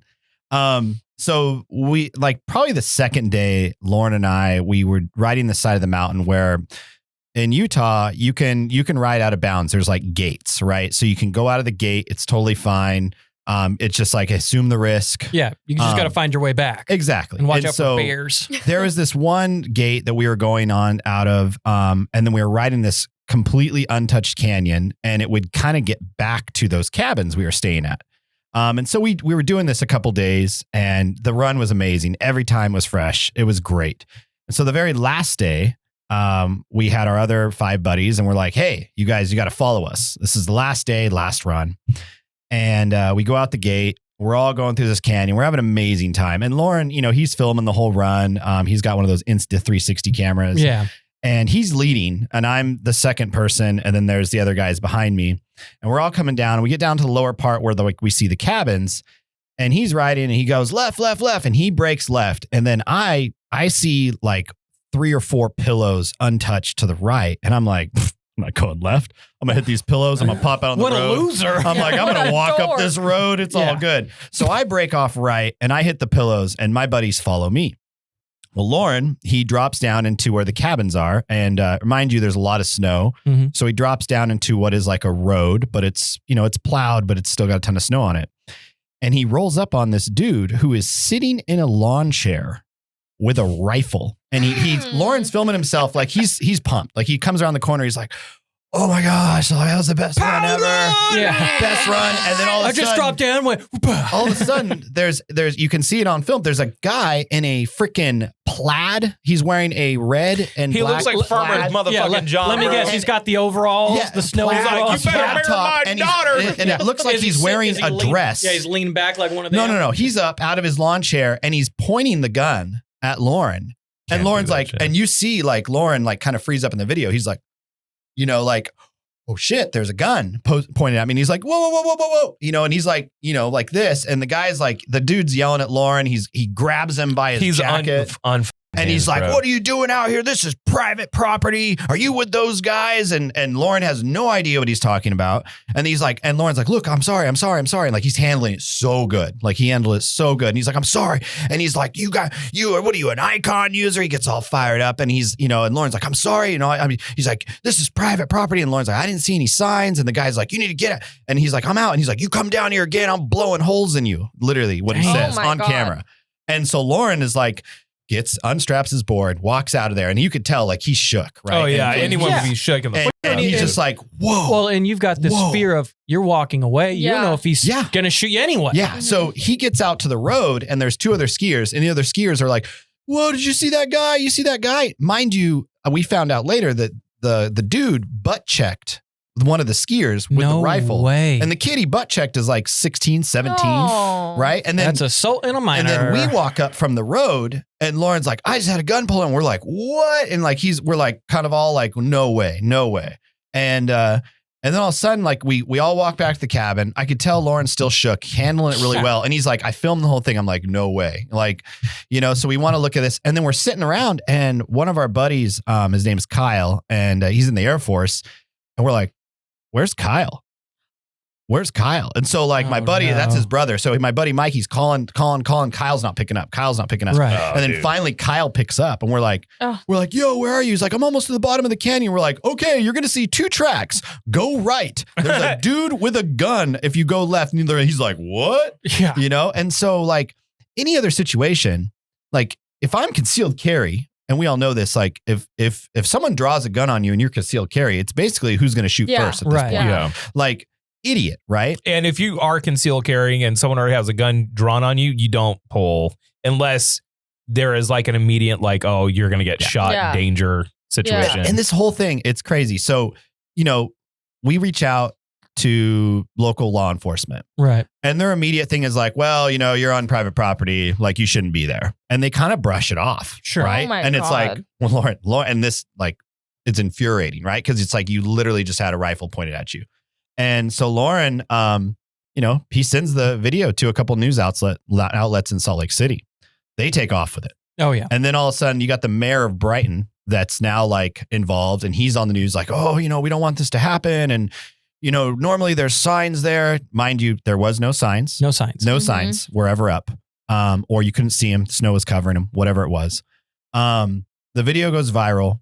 All of a sudden now law enforcement is like, oh yeah. Yeah, of course. You can't threaten to they kill backtrack. someone. They backtrack. And their whole thing is with Utah law is it's not, you can't, when you trespassing, you have to be imposing a threat. And there was no threat imposed. Like they're literally crossing, like Lauren didn't even know that was near a driveway, none of that. Right. And this dude is literally sitting in his yard. He's waiting for it. Yeah. That's how he gets his rocks off. Right. Oh my God. And so like this whole thing, and again, it takes off. And at the time we're kind of like joking around it, but Lauren is clearly shook. For sure. Rightfully so. I mean, like, traumatizing. The cops come back and they're like, you know what, you're right. Like this shouldn't have happened. Yeah. What the craziest part is when this video goes viral, we start getting on the Reddit, and it's on a Reddit, and we're going through, and all the people that say this dude has done this to me. This dude, this to me last week. Like this gets off on this dude. I run behind the trail in his house in the summertime, and he's done it to me then. Like he lives in an area where it is advertised for Airbnbs for ski in, ski out. Yeah. Wow. Right. There is no ropes. There's no nothing. And that was our whole thing. It's like, look, like there was no trespassing. Like we were literally going to our cabin. Mind you, our cabin was 2 down from this guy. We had no idea. Okay. But when you think about it, it's like, who's locked up in this dude's basement? Yeah. Like, Right, what's yeah. going Yeah. on? So again, it continues to go. That was the last day of our trip. We all pack up, we go home. Time goes on, time goes by. The guy does end up getting charged. And Lauren, I'm pretty sure Lauren pressed charges, and dude gets probation, gets 2 years probation. He got his guns taken away for a year. Oh my God. He had to take a gun safety course. And he had to write a letter apologizing. Oh, And even Did it in the work? letter, I gotta say, the letter feels very like elementary. That's insane. Dear Judge, I am very sorry for pointing my gun threatening at to those- blow holes in at those people. dirty, nasty trespassers. Like, At yeah. those filthy trespassers that are Scribble- definitely going to hell. Scribble, scribble, but scribble. it's Yeah. just like this whole thing. It was like just an insane ride. And, knowing that like I look back at it too. And it's like, what if we all followed Lauren left? What if 5 dudes rolled up on this guy's cabin? That would Yeah. send him So- over the edge. well, and that might scare him too, because Right. and like I kind of get his point. 5 people rolling up onto your property can be Yeah. scary as hell. You're like, what's going on? From a person that's like, after last week's episode, everyone knows like kind of where I stand on guns and stuff like that. A lot of the responsibility is down to the user. And just like getting a driver's license or anything, there are going to be people that either misuse, drink and drive, don't follow the rules of the road, and are not, how do I say, responsible with firearms in general. This dude, and here's the problem. So he clearly stands some kind of public threat of safety, right? Because it seems like he's getting off on the idea of just doing this, right? And it's kind of like you said, if you're carrying a firearm and you're, rolling past this guy and he has a gun pointed at you, it can lead to someone shooting him. 100%. Yeah. Even if he's not like intending, he's just trying to threaten. Yeah. If someone's carrying, they're going to pull and shoot Yeah. this guy. Yeah. Uh, In the video, in the letter, he tries to say that it wasn't loaded. And again, Okay. doesn't matter. Yeah, No. but okay. Doesn't matter. Which again is the stupidest thing you can do is carry Yeah. an unloaded firearm. Because even if you're trying to intimidate someone and someone's carrying a loaded firearm, Right. you're going to get shot. Like, and it comes down to the responsibility of the user. And this is the hard thing with rights in general. Okay. We have certain rights. Okay. And guns are regulated. James pointed out guns are firearms, but the problem with firearm regulations in general is that they vary from state to state. Yep. There is no like solid, everyone has the same laws. Federally, the states have direct control over the firearms. If that shit happened in California, Yep. Dude went to jail. he would have went to jail. Yeah. Yep. But it 100%. happened in Utah in the fucking sticks. And Yep. because of that, he got a 1-year timeout of his guns. Now, am I saying he should have them take away? Yes or no? I think he's extremely irresponsible with firearms. Maybe they should be taken away from him if he's going to act like that. You can't be brandishing firearms at people, No. but you also can drink and drive. You also should have personal responsibility to not eat too much food and die from heart disease, but you have the freedom to eat, Yeah. right? This is the problem. This is like the kind of constant pull and give and take that Americans do all the time. Yeah. It's like, I feel bad for him because he's probably kooky. Yeah. But when you're kooky in the sticks with guns, Yeah. you're going to do some stupid shit like this. Yeah, I think it's very situationally based, right? Mhm. So like again, if someone is, on your property trying to break into your house, trying to steal your car, those types of things, right? And again, it's posing a threat.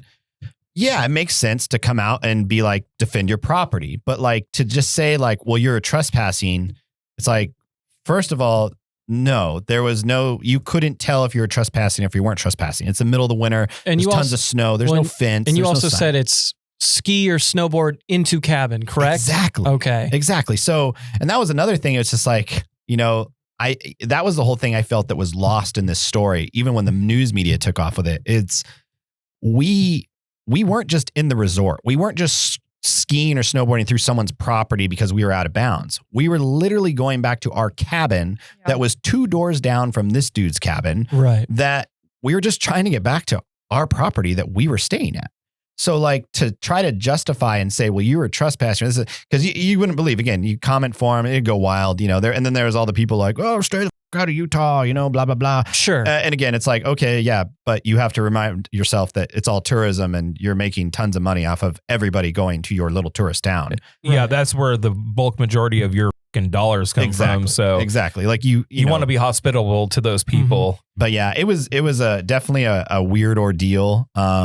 And that was like the second crazy event on that trip. I took a branch to my helmet and it literally impaled my helmet. Ooh. And if I wasn't wearing that helmet, I would have bled out and died right there on this backcountry run, because there's no way Lauren. Maybe you should take a break from Utah. Lauren, there's no way Lauren would have been able to put me on his back and we would have gone another like half mile down to the road. There's no way. But it was like I couldn't see it, and I'm just like so thankful I wear a helmet. So anybody snowboarding, I don't care if you don't look good, if it doesn't feel right, wear a freaking helmet. One of the craziest, gnarliest. Counterpoint, helmets are for nerds. So one of the craziest, gnarliest fucking falls of me on the snow ever was the second time I've ever been snowboarding.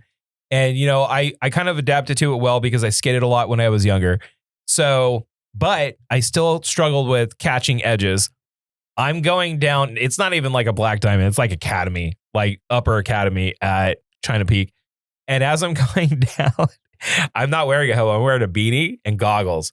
And I catch my back edge and my body goes whack. And then I flip in the air and land. Reverse scorpion. So nice. About 20, I'm not even kidding you, like 20 yards away, there's a perfect hole in the snow with my beanie and my goggles in it. And I'm like trekking up to go and get him. And someone's coming down there like, "Are you dead, dude?" And I'm like, "Nah." Drew's like, "Brain." I left it in the hole. Brr. Well, Darren, I'm glad everybody is safe. Everybody is okay. Yes. Thank you again for being here. But since we're on Utah, we can now dive into TV on the radio or TV on the internet. TV on something. TV on the internet. TV on something. Jess. Yes. Watch something very Utahian. Utahian? Mm-hmm. Utahns? I don't know how they self-identify. Utahns, you can tell us yourself in the comments below. Jess, yes. You watched something a little Utah-esque, correct? I did. And I'm not talking about the Mormon wives, I'm talking about, is it called The Devil in the House? I believe so. Yeah, that was the weirdest, most horrific, one of the worst things I've ever seen. So why don't you give us kind of like a backstory of what the documentary is about? Okay, spoiler alert. Well, watch it anyway. This woman, Ruby Frankie is her name. She was a social media influencer, YouTuber, right? YouTuber. Mm-hmm. She was the Mormon mom. Yes. So it's Devil in the Family, the fall of Ruby Frank. Yes. Whoa. So she was a YouTuber, specifically YouTubing, like videoing her and her family and her kids being like the all-American, like Mormon family, going to church and cooking and going on vacations, and everyone looks like super happy-go-lucky. And then she meets this woman who essentially is leading a cult. And Silks and I especially found her to be really interesting because every part of her in the video is her, or in the movie or documentary or whatever, is her like on men. And I'm all period. So at first I was kind of like, oh, you go, girl. This girl is kind of onto something. We should alienate the father from the kids. I was like, wait a minute. Like she kept saying she was saying things like, you are a lustful person. You're a porn addict. You're to every man ever, right? Like with nothing backing her. She's just assuming because you're a man, you're a porn addict. And also her big thing was she'd been divorced a few times, I believe. Mm-hmm. And she was like, separation is good for the marriage. Yes. Because she was trying to separate the wives from the husbands. Yes. And it was like, she's a closeted lesbian. She's like, now all these bitches are mine. So I might have Constitution. I might have a hot take really quick. Before you ask, can I ask a question here? Yeah, you can ask a question. Do you think sometimes people that don't have like just jobs where they're needed to like perform, and a lot of these housewife bitches, they are so needing of community or something that they fall into the kookiest so they can have friends? I think it really affects their mental health. I think that it can, if you feel like you don't necessarily have a purpose, I think sometimes you create that purpose and it can be like really bad. Well, the mom's a narcissist. The mom's sure. a narcissist. 100%. This woman is insane. Yeah. And essentially Ruby Frankie moves her into her house. Right. And, the story's been out for a while now. The story kind of got exposed when one of the youngest sons managed to break out of the house that they were being held at and got to a neighbor's house, and he was essentially starved, bleeding from the ankles and wrist from handcuff burns and tied up rope burns. And he was emaciated. Yeah, they find the sister, and they both plead guilty. And I believe there were 6 charges of child abuse, and they pled guilty to 4. So I think they pled guilty to all 6 of them. Okay, and so they are both behind bars for 30 plus years. Good. This is hot take. Only 30. People like this shouldn't live. That's my hot take. And here's the other thing. This is what we were talking about last week when it comes to capital punishment. Okay. Yeah. And I don't understand why I should pay tax-paying revenue for federal institutions to these people that torture and abuse children. Yes. Schmapis, schmetophiles. Yes. If you're dead to rights, and I'm talking dead to rights, just kill them. Why are you here? Those bitches, they are beyond redemption. Yeah. You, I don't care why you did it. To take, I always go back, and this, you'll get perspective on this when you and Lady Jam start popping out kids. You too. But when you look at a young child, if you're not a fucking monster, especially a child that you made, and then you see how innocent they are, and you could get frustrated with children. Sure.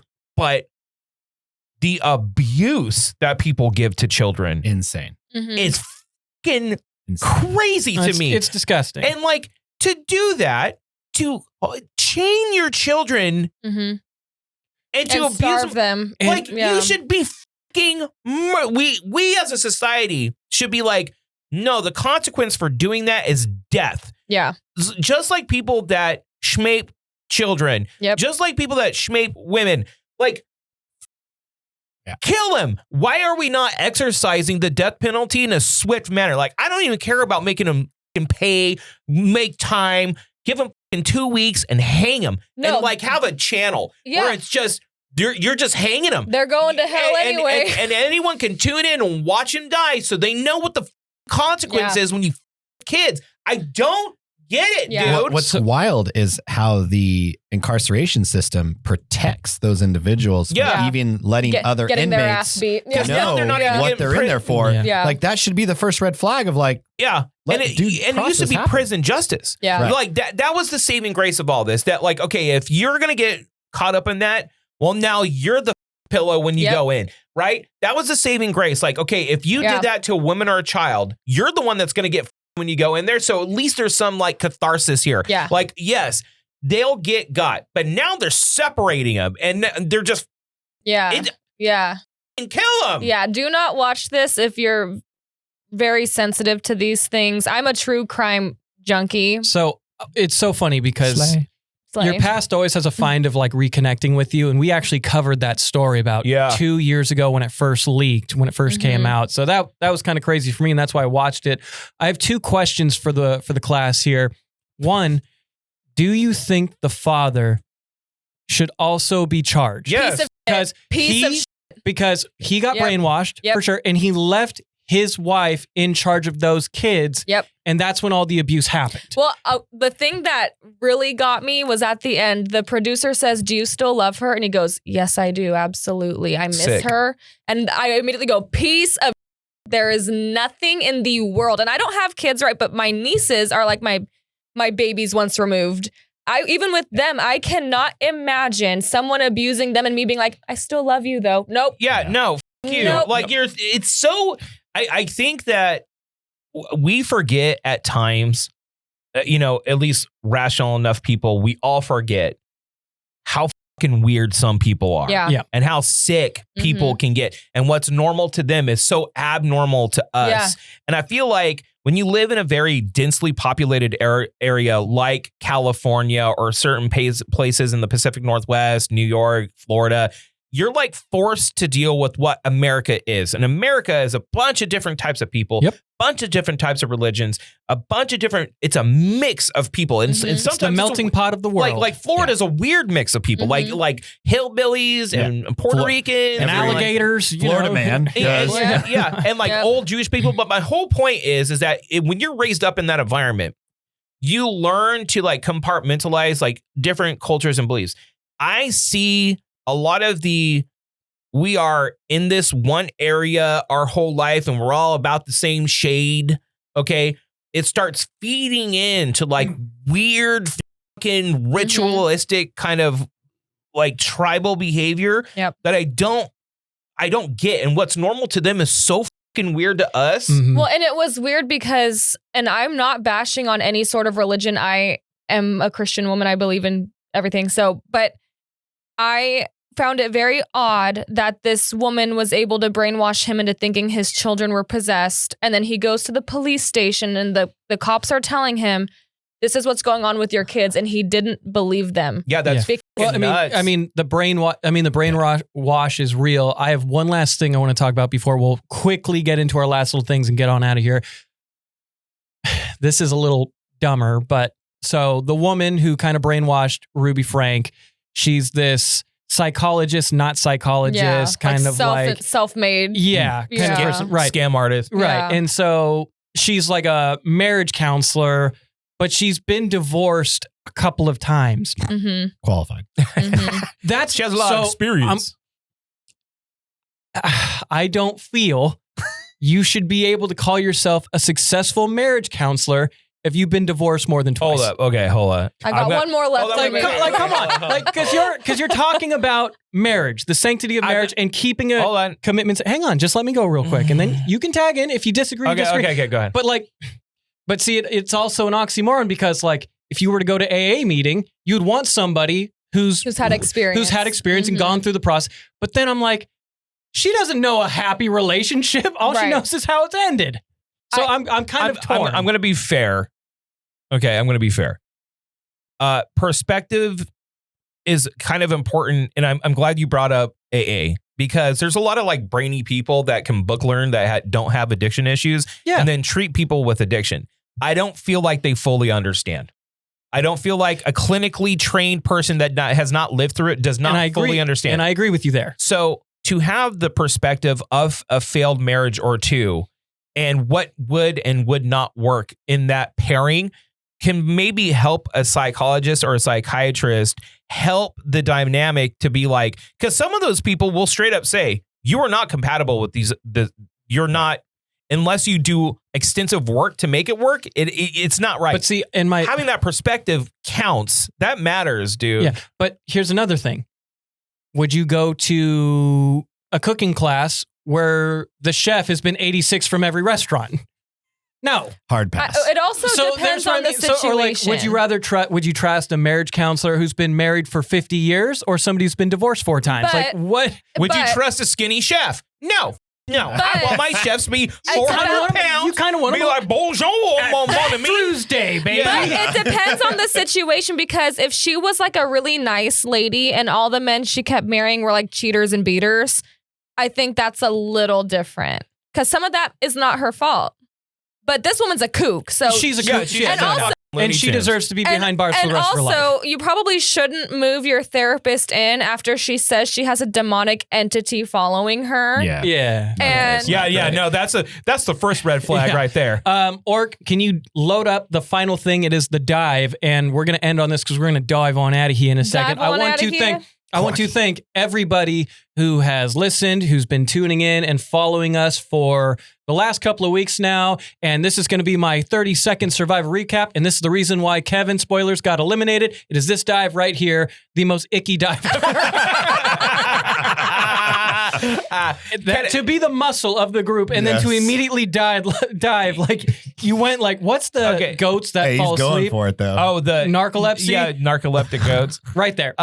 So can I tell you something, yes, Elliott? You can. I just want to point out last week when you're like, man, I don't know, that Kevin's I liked him and he immediately blew it. My response to him was this. I will say right now, I'm going to call it. There's some people that I love that I got to give them shout outs. Mm-hmm. I love, is it Nelson? The surgeon that's on their team? Cedric. I like Cedric. He's a schemer. I love Joe, dude. Like Joe is. Look at the host. Look at the host. Jeff's just looking back and he's like, can't even look at you right now.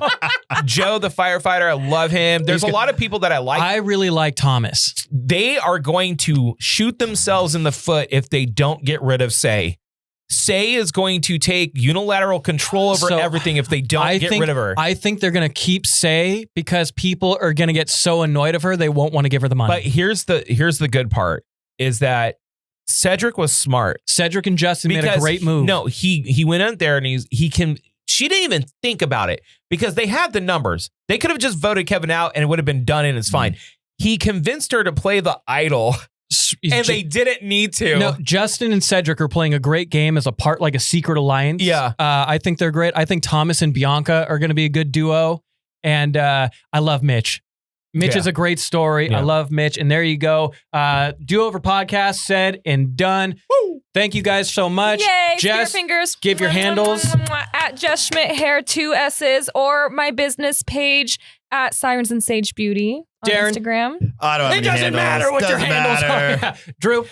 You can find me at the Do-Over 559 pretty much everywhere. Check out our Patreon. Check out our YouTube. We just got monetized. That's right.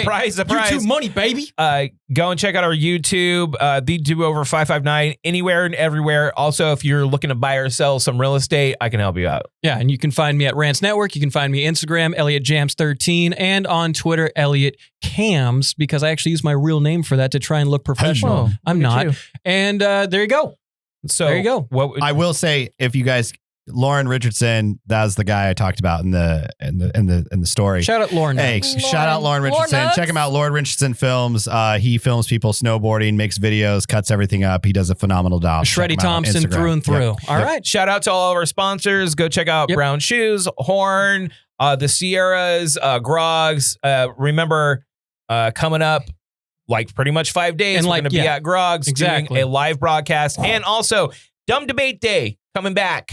Okay. Tears? Slay. Phone line. Yes. Tears. Yes. Phone line. So you can call while we're Give live. the people what they want. Which can be fucking shaky. Oh, I can't Keep wait. that in mind Can't on a live format. But Twitch live streaming, and we're going to curate that down to be our episodes. Maybe we can do shorter episodes more often. Who knows? But what we do know, Elliott, is that you did a good 8 out of 10 job That's right. hosting. That's right. There you go. And just like that, the do-over. Okay. You want to do one more? Yeah, One more. I'll do one more. Here, hold on. Do it. All right, I'm going to give myself one more. All right, we're going to Wilhelm scream out of here. Until next Wednesday, my dudes. Bye. Love you. Do you want? Do we do? I hate to see you go, but I love to watch you leave. Yeah, you got to do your Okay. you gotta do your sign off. I hate to see you go, but I love to watch you leave. This has been the Do Over podcast. There we go.